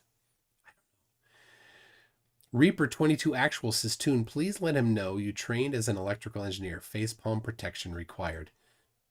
I don't think he's listening to me. And his microphone is clipping constantly on my display. It's not coming through to you. Jiffy Jiffwald gifted 5 memberships. Thank you for that, Jiffy. Peachy Tony says, has your guest considered shutting up and listening as a learning strategy? Clearly, he is uninterested in learning. It's all a ruse. He's like, I want you to teach me. And then I start and he just interrupts nonstop. MK Ultra says, if Earth was magnetic, Flurfs would fly from all the lead paint they ate. Miles Wilson gives another $5 super chat. Thank you for that, Miles. And he's been a member for a long time. He's got the Space Force little emoji there. Matto311 says, thanks for pulling it up. And when I did pull it up, he didn't like it because it contradicted him. You know, when he says pull it up, I think he's thinking that I won't, that it's not there, that there's nothing there to be pulled up. Because as soon as you pull it up, what does he do? He runs from it. Somebody mentioned Jin CBR1 and a little some similarities there. Kyle says, I make nachos with lead paint chips and Velveeta. Lord Illuminous Pooh, well, he's grabbed all of my straws. How about y'all? Yes, the straw grab has been quite something.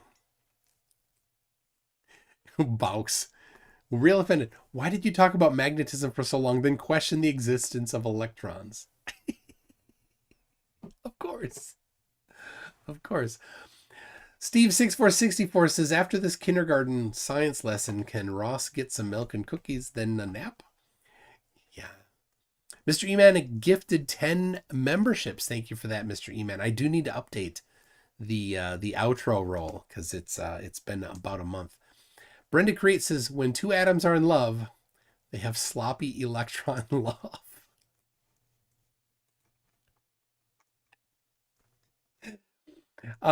Lord Illuminous Pooh said, isn't it the weak nuclear force? That's what causes atoms to be covalently bonded together in molecules. Mr. E-Man says, Ross just needs to substitute incoherent force with gravity. Now, so this is an interesting thing. There's a couple things. Number one, Ken Wheeler agrees that mass attracts mass.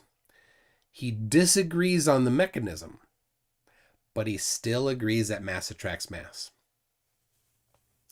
which would cause a flat Earth to collapse into a sphere. So going down the Ken Wheeler road is a first law of Flurf confirmation.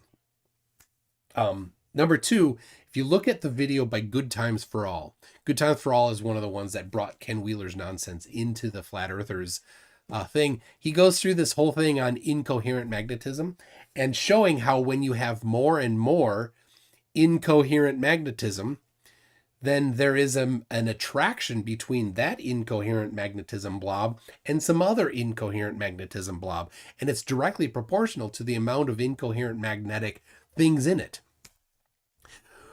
which means that matter is attracted to matter, directly proportional to the amount of matter and inversely proportional to the distance between them, which we call the law of gravitation.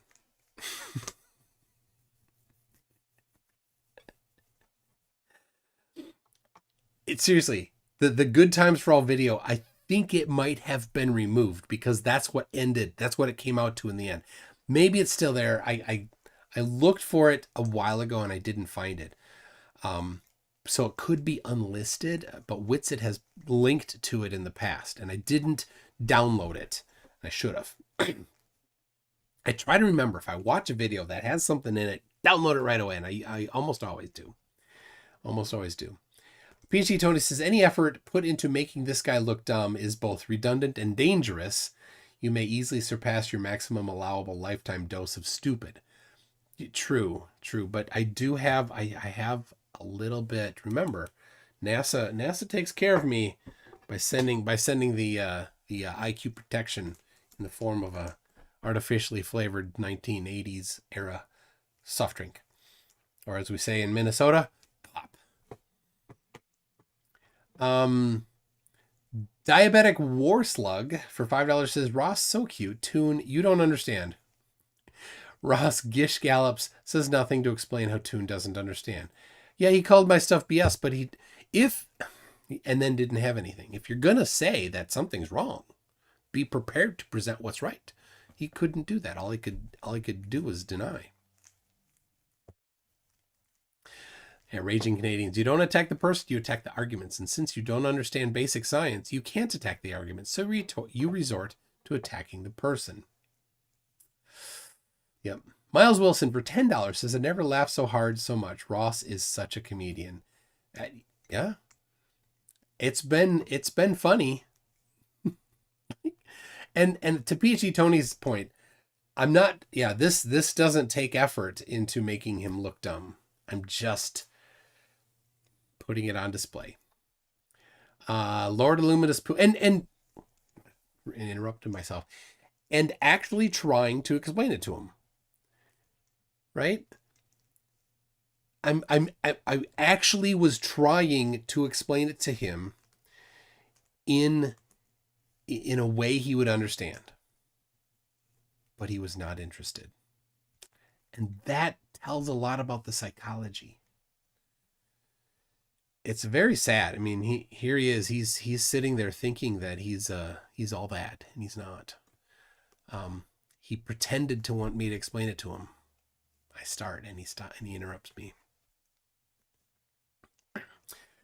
So, all right. Lord Illuminous Pooh says, Mike implodes and creates a black hole. Gravity proven. Mr. E-Man says, Flat Earth is incoherent word salad or gibberish. Yes, it is. And he was wrong about things an awful lot. Oh, I can't play it right now. I will see if I can do that in a minute. Mr. E-Man says, Flat Earth is incoherent word salad. Webb says, if I ever need free troubleshooting for my setup, I'll just schedule a debate with MC2.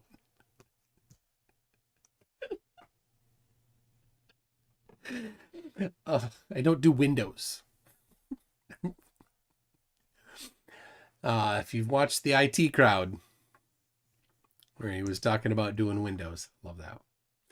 Battle Against Misinformation says, Toon, where do you find these guys? Flurf Mart? He was on Modern Day Debate last week, and I was on the after show on Matters Now. So speaking of Modern Day Debate, I am on Modern Day Debate a week from today. Myself and Globy McGlobeface against two Flurfs of unknown origin. I haven't heard of them before, so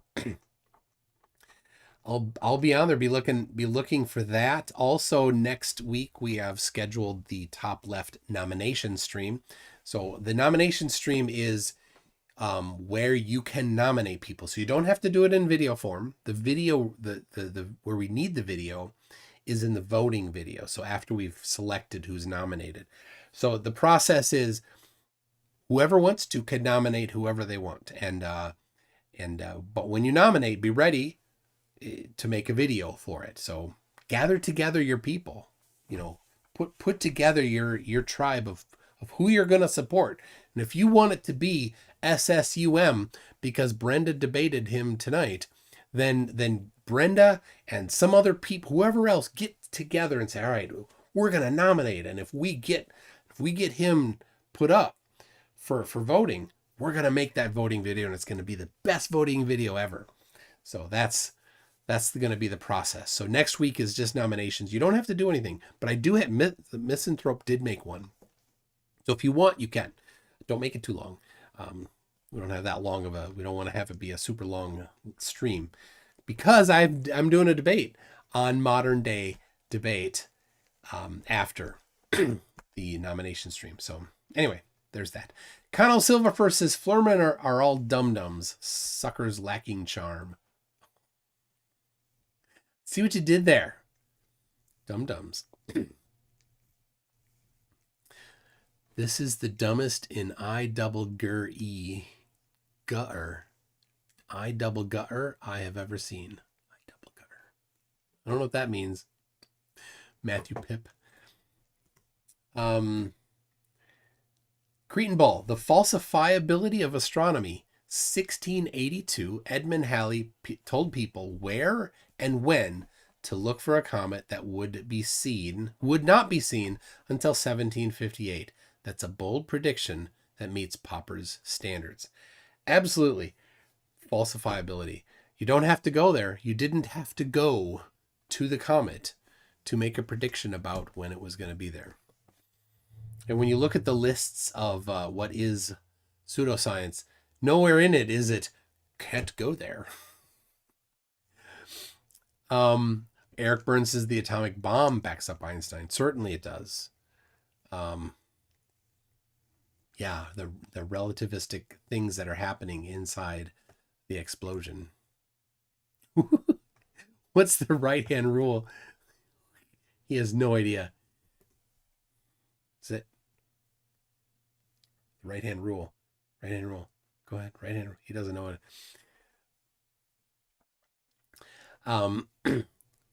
And of course it's a convention. All right. Lord of the Luminous Pooh says the guy for retroactive top left every year ever. Oh, he's so confident and has no clue. 3 Ron says when you lack intellect, you call science dogmatic. He tried to make science dogmatic. He didn't just call it dogmatic, right? He's like, what are the independent variables? Like, we had a whole discussion on that. All right, not going to rehash it. Dwayne says, if I keep interrupting constantly, maybe nobody will notice how ignorant I am. Every single one of these flirfs. Every time. Thanks for the free entertainment tune. Well, it cost you 10 Australian, Dwayne, to say that. But yes, thank you very much, Dwayne, for the super chat. And I enjoy doing this. Tuesdays are fun. Tuesdays are fun for me. Lord of the Luminous Pooh says louder noise. I do love Anchorman. We talk about going to the toilet store. My kids and I. Any store that sells toilets is the toilet store. And of course, our favorite toilet store is Menards, because you save big money at Menards. And so when I say I'm going to the toilet store, everybody knows I'm going to Menards.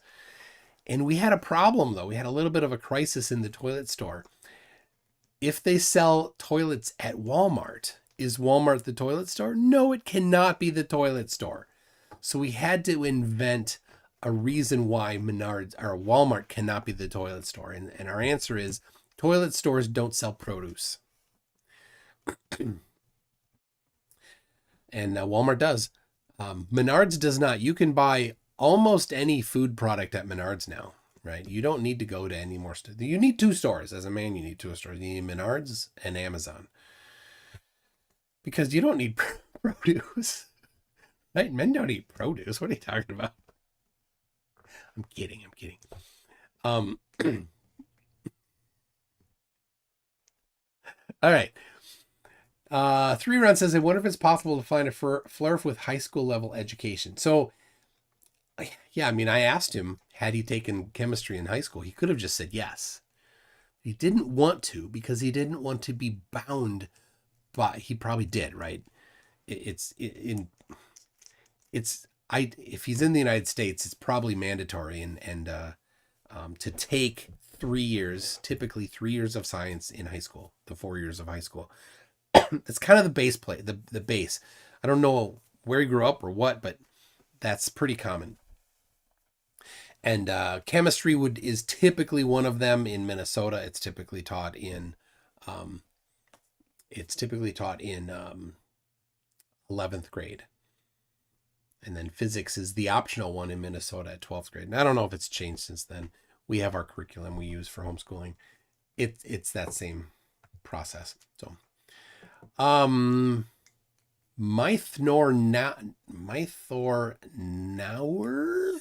says theory equals theory for £2, and it's his or for her first super chat. So thank you very much for that. Theory equals theory, and there's always a confusion about that. Peachy Tony says we observe time dilation as a function of velocity and particle decay in particle accelerators, confirming the predictions of special relativity. Yes. Yeah, and there's more. There's muons. I didn't want to get into it. I was happy to just have him because here's what I was doing. I knew he wouldn't know what Michelson-Morley was about.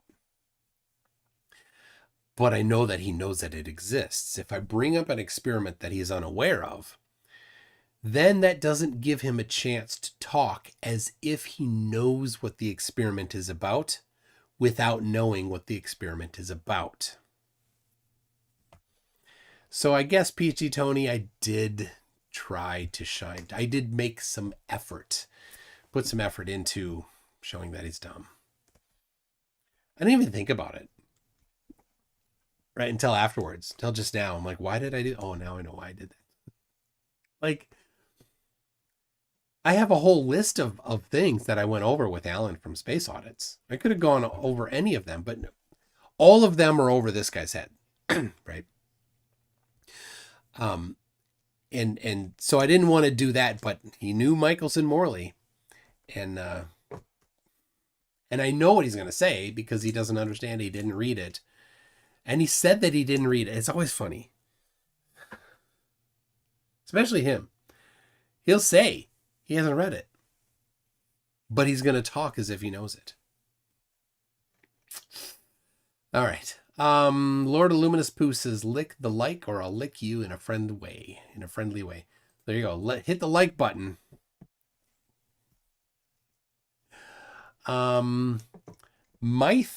Mythor Nauer says at school we had to do all the experiments ourselves without a book and confront the results. You never did science. Yeah, well, I mean, I don't know if we ever had a restriction on using the book, but people generally weren't flipping through the book for stuff while doing experiments. So. Yeah, in the labs, especially in chemistry lab in college, we weren't working on the book. Man, those were some of those were pretty cool. Some of them were, tell you, frustrating to when it's really precise. You don't know exactly how to be precise, and you screw the things up. Titration, man, how many times did I screw up titration? PhD Tony says, if anyone knows all about incoherence, it's Ross. Yeah. Man. Frigid Point says, rude flurf requires a container. I wish. Think about this. In the days of yore, the flat earthers would be the crazy guy down on the corner or in a house somewhere, in the store that would, try to talk to you, but you just try to avoid them. But now the bar has been lowered, right? They couldn't get to other people, right? Because there weren't a lot of outlets for things, right? There was the newspaper, then there became radio, then there became TV.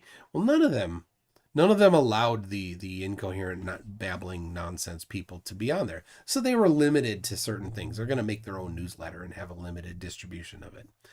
Not a lot of people would be there, but with social media, it's lowered the bar. And so these people that would otherwise be the village idiot now have a global community of village idiots. And they then are all vying to be the top idiot in the village.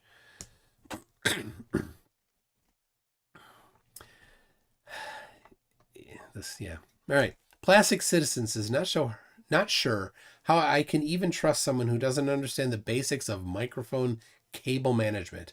That cable all wrapped around willy-nilly. Yeah. MK Ultra Ross, if Witless and DMOC had a love child. Oh, gross. Gross. Code Variel for has a $1 Canadian super chat. Thank you for that. No message there, but if you want, tag me and I'll read it.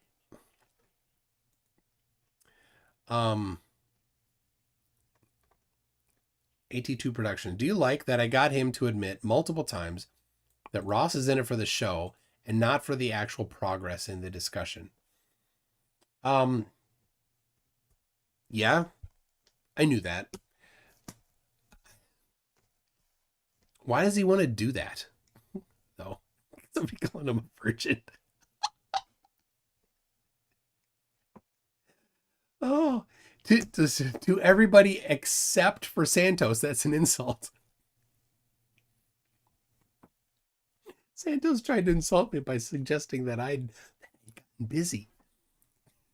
Like, yeah, I do. That's not an insult. Oh, if you wanna find that, that's on my Conspiracy Tunes channel. Algorithm, I'll say, for $5 says you should keep a tally of putative debaters who rudely interrupt the answer to every question they ask and then claim victory. Yeah. DMOC, Jin, this guy. Jiffy Jiffle, I got your girlfriend's digits, the pinky, ring finger, middle finger, pointer finger, and thumb.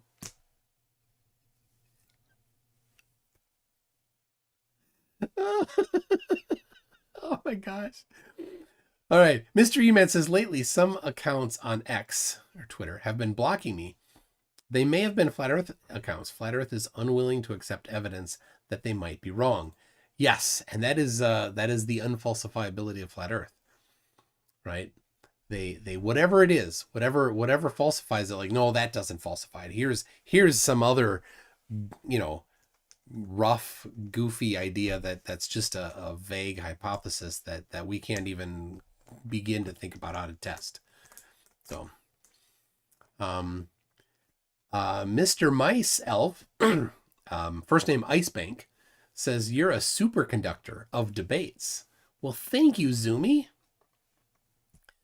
Liquid Flame says, so turning off a lamp induces incoherent photons. Oh my gosh, yes. Yeah, this incoherent thing is so goofy. Like, they just showed how it just cancels it. And yeah, they showed, I love it. It's a great demonstration. It shows on a macro level how magnets that have randomized pole orientations have no net magnetic force. NYPD Beaver Police says, if stupidity was a crime, I could arrest him.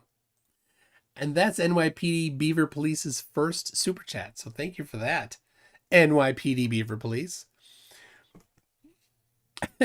Glover Mom says, an incoherent magnetism is a group of flirfs. I think it's a derp of flirfs.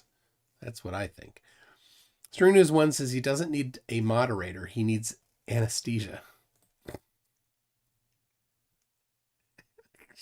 People are getting a little truthful with him there. Careful. Nerd Alert says falsifiability needs to be in a container. Oh, good old Dearth. Mercedes F1 fan says, can anyone detect rotational movement of the Earth? Yes. Yeah. I'll bring that up in a second here. Serena's one says Ross's echo chamber appears to be broken. Yeah. So, all right.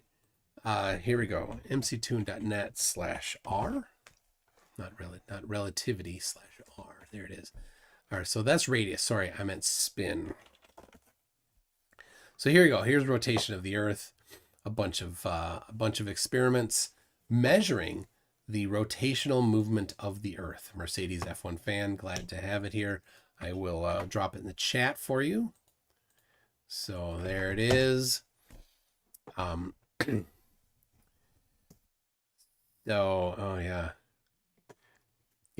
yeah, some racist stuff. So anyway, I'll cover this and then I'll see if Ross wants to have a little final chat there. So Mercedes, we've got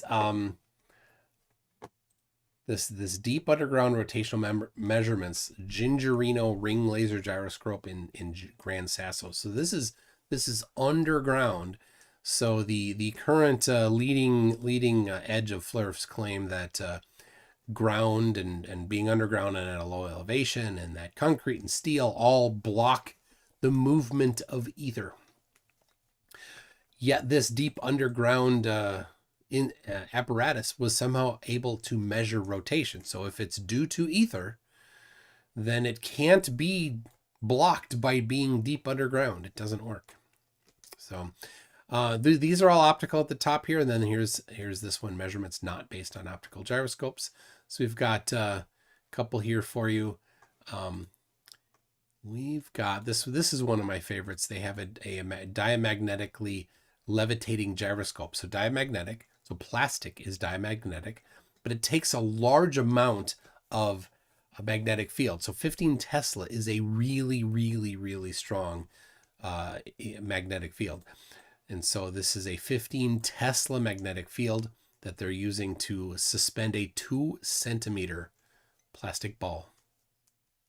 So if an MRI machine, a lot of them are 5 Tesla, and you can't have a chair in the room or it'll get ripped into the machine and destroy things. That's how powerful 15 Tesla is. So anyway, so to have it be suspended in without touching anything, they needed a strong one. So that's a good one. I really like that one. And if you want to go for a spinning gyroscope, here's one, 50 centimeter spinning discs. So 50 centimeter is half of a meter, right? So a meter is 3 feet. So this is about 1.5 feet to go to Empirical. So a 1.5 foot diameter spinning disc, actually 2 of them, each of them weighing 30 kilograms. So a lot of mass, spinning at 2,400 RPM. That's enough that if it goes loose, you're having a bad day in the lab. Anyway, suspended by a wire, allowed to rotate freely, and they're in agreement with 2% with the angular motion of the Earth.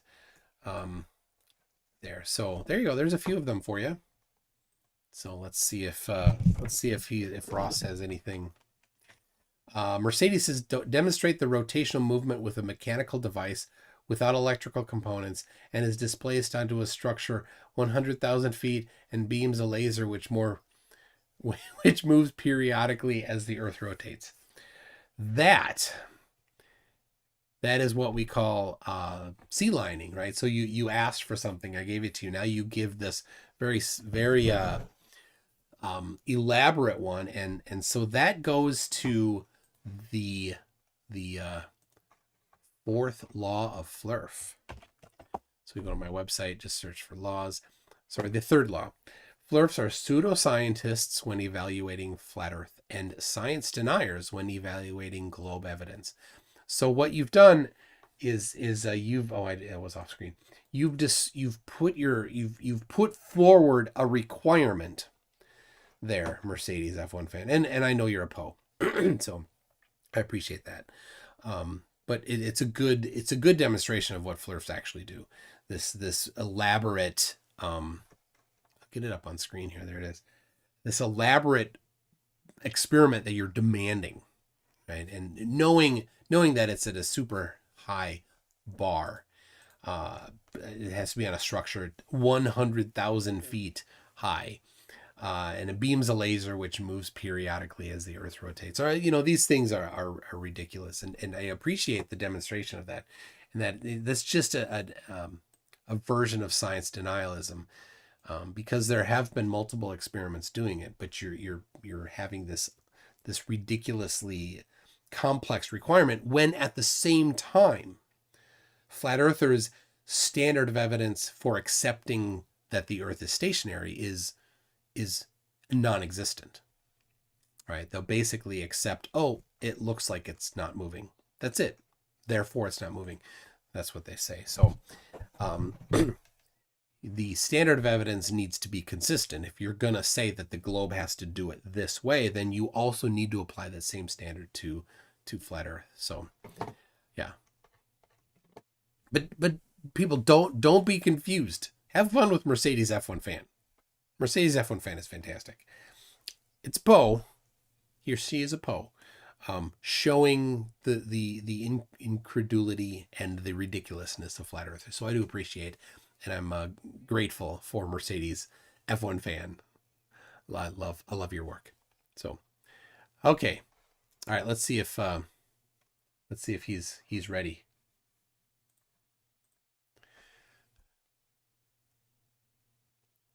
Hello.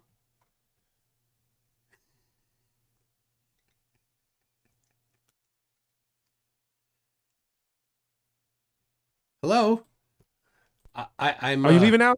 No, I finished up Super Chat, so I was checking to see how you're doing. I see you've been interacting with your audience there. It looks like a lot of fun. Well, most of it is your audience, but how many do you have watching you live right now? Just 36. Oh, all right. Let's see. Yoda says, can we consider Ross the American Arwen? I don't think so. I don't think so. I think he's the American Jin CBR1. That's what I'd say. Let me tell you guys something. None before and none to come. I'm the one and only Shaquille O'Real. I'm Roe Rogan, the one and only. I'm the Black Joe Rogan. I just say what I'm going to say, and who cares who's listening? You know what I mean? Nope. I don't know what you mean. Well, if you watch Joe Rogan is a terrible conversationalist. He just runs over everybody. He talks about what he wants to talk about. He doesn't stick so to you're saying that you're a terrible conversationalist. I cannot disagree with that. Your description of yourself. Self-aware. That's what I said. I'm very self-aware. Yeah. I don't know if I'm going to agree with that one. Anyway, I just want to let you know that we did notice that even though I was interrupting the whole time, right? I tried to pull it back, but I was. You didn't get extremely frustrated with it until I was forcing you to give me evidence for, experiments for relativity, which there are none. Which I did, and you didn't want to hear it. Observations. You couldn't. No, it was experiments, and I was showing you, even by your dogmatic, rigid version of the scientific method, I was giving you exactly what you were wanting, but you didn't want to hear it, so you interrupted me. You were trying to read to obfuscate to the audience for guess what we're even talking about. Nope, all you have to do is say, look, there's an experiment right here. Boom, boom, boom. I was listing off the independent, dependent, and control variables, and you wouldn't let me say it. Well, I mean, I thought I'd let you finish, but you were describing an observation. No, I was describing an experiment. Okay, well, by your super rigid dogmatic version of science, which isn't what scientists use, but fine. I still met your super rigid dogmatic version, and you didn't want to hear it. I don't think you did. And maybe that's my mistake, right? But I'm familiar with what you were pulling up, honestly, right? No, I am familiar with that. You're not familiar with James Bradley's 1727. You're completely unfamiliar with it, and you specifically said that you haven't read Michelson Morley in a long time, and it was clear because you thought that they were testing Earth's movement, and they were not. They were. Said that in the very first two sentences of the experiment of the write-up specifically state how they know that the Earth is moving. No, it doesn't. By the way, no, it does not. So you can lie all you want, pretend like we don't understand words and what they mean, but we do understand words. Everybody can. I have it linked on my webpage, mctoon.net/relativity. You can read the first two sentences, and you can see that they've described that they know that the Earth is moving. Einstein literally said word for word. he had to come up with general relativity to get rid of the embarrassment that they faced from the Michelson and Morley experiments. Now, why would they be embarrassed if Michelson and Morley was only proving there was no ether? Why would they be embarrassed? I don't know what quote you're talking about, what cherry picking you're talking about, but again, cherry picking is pseudoscience. Thank you again for confirming And Einstein pseudoscience. acknowledged the ether in special relativity. I mean, in general relativity. What's that? Did Einstein acknowledge the ether? He in general did not relativity? acknowledge the luminiferous ether as described by Michelson-Morley I didn't say anything about and Klinkerfues. I didn't say anything about that. I said, did he acknowledge the ether? In his 1915 write-up of my general relativity, not to my knowledge. So Einstein never acknowledged that he was wrong for throwing out the ether. Your microphone is committing suicide. I didn't hear you. Einstein never admitted that he was wrong about throwing out the ether. Not to my knowledge, no. To be clear, you should go read some more. Yeah, I You have. should probably go look at. I've read this one, in fact. But to be clear, there are different definitions of ether, and so when Michelson-Morley and Klinkerfues were talking about ether, they're talking about a very specific characteristics. The characteristics being that it is the medium through which light moves, and that's what that was specifically the definition of ether that they were looking for. And other people have come along and have different descriptions and applied the word ether to those descriptions. But you can use any number of different words that you want to name a set of characteristics. So ether is a common one, but it doesn't mean it's the same ether. It's literally based, as textbook false equivalency as you can get. Oh, is it now? Well, I just want the record to show for those of us that are black and slow and need all that to be broken down, right? He said that Michelson and Morley didn't prove the Earth wasn't moving. It proved that there was no ether. And then later they was like, oh, my bad, there is an ether. So it didn't prove that first of all, I'm gonna need you to pull it up. Excuse me? Pull it up. Pull up Einstein saying that he was wrong about the ether? Yeah. All right. Pull it up. I love it. Are you doing that? Yeah, I am. I'm on my. You want to pull this here? All right. Hold on.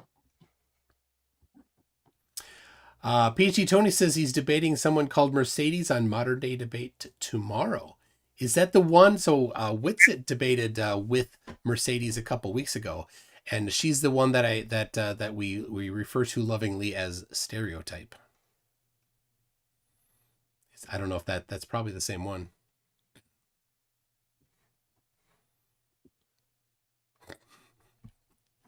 All right, Google it up here.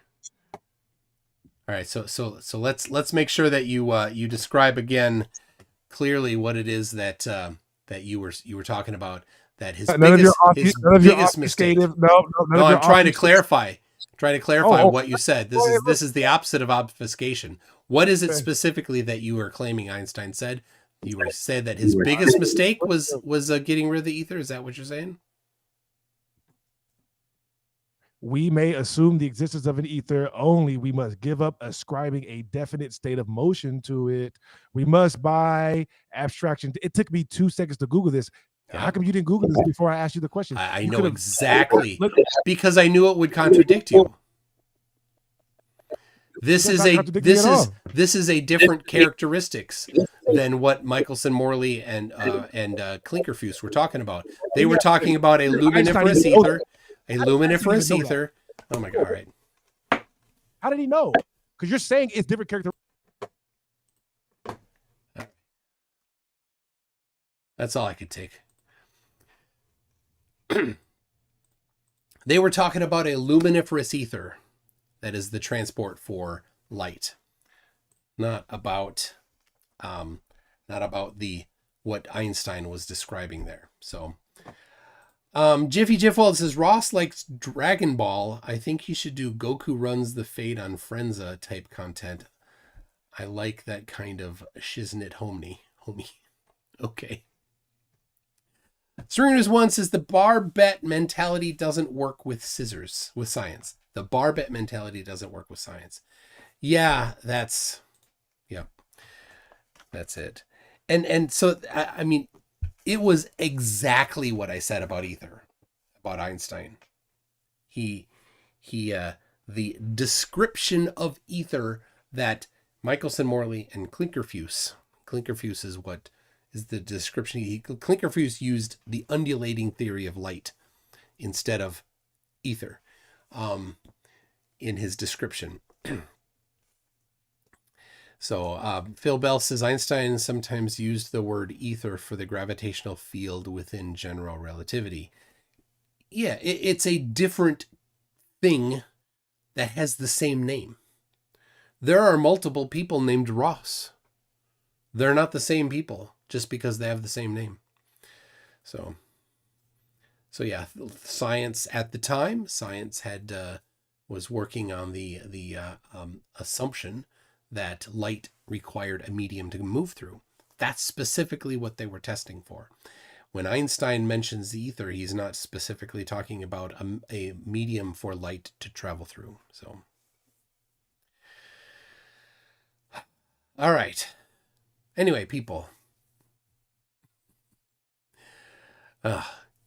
Thank you very much, people, for joining me.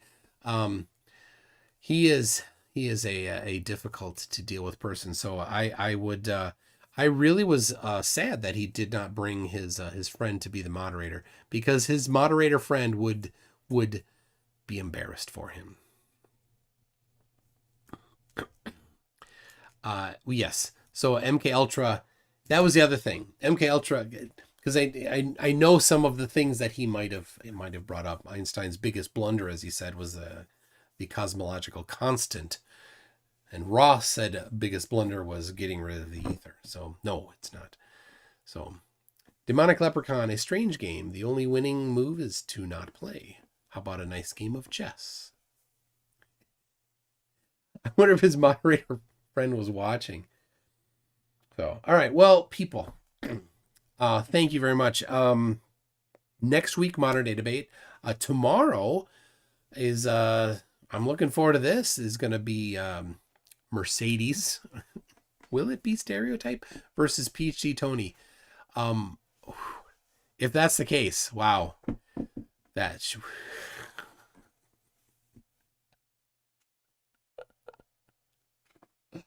Oh, that'll be crazy. That will be crazy. Anyway, people, thank you very much for joining me. I'm going to call it.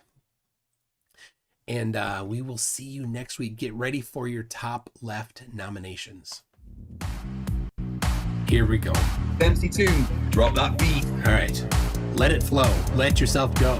So I know that is the tempo. So, yeah, let's do this song. Let's do this.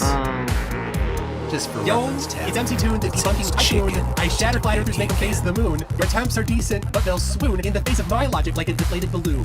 Oh, MC Tune, the one soon cartoons. On your real say, send flirts to their dues. Your theories are like old brews, sweeping ignorance, or just spreading the views. FDNP stands for fumbling the facts evidently. I drop truth bombs so splendidly. Measurements soft of lines madness. unrelenting. I bring the science while you're just venting. MC Tune, the flipping with silver spoons. I have the pseudoscience, make them change their tune. You're the sidekick, I'm the room. When it comes to debunking, I'm the room.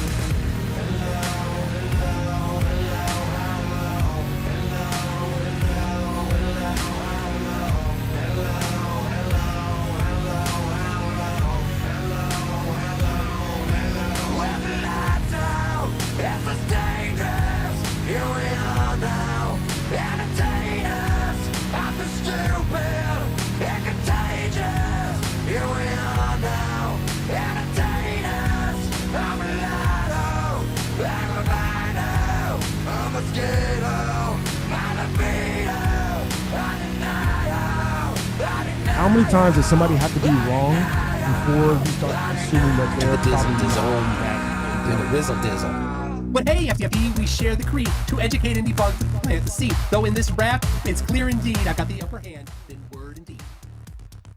All right, hold on a second. The Zoom call. How many times does somebody have to be wrong Everything before done? you start No. assuming that they're probably not that intelligent? How many times does somebody have to be wrong before you start assuming that they're probably not that intelligent? How many times does somebody have to be wrong before you start assuming that they're probably not that intelligent? How many times does somebody have to be wrong before you start assuming that they're probably not that intelligent? How many times does somebody have to be wrong before you start assuming that they're probably not that intelligent? How many times does somebody have to be wrong before you start assuming that they're probably not that intelligent? How many times does somebody have to be wrong before you start assuming that they're probably not that intelligent? How many times does somebody have to be wrong before you start assuming that they're probably not that intelligent?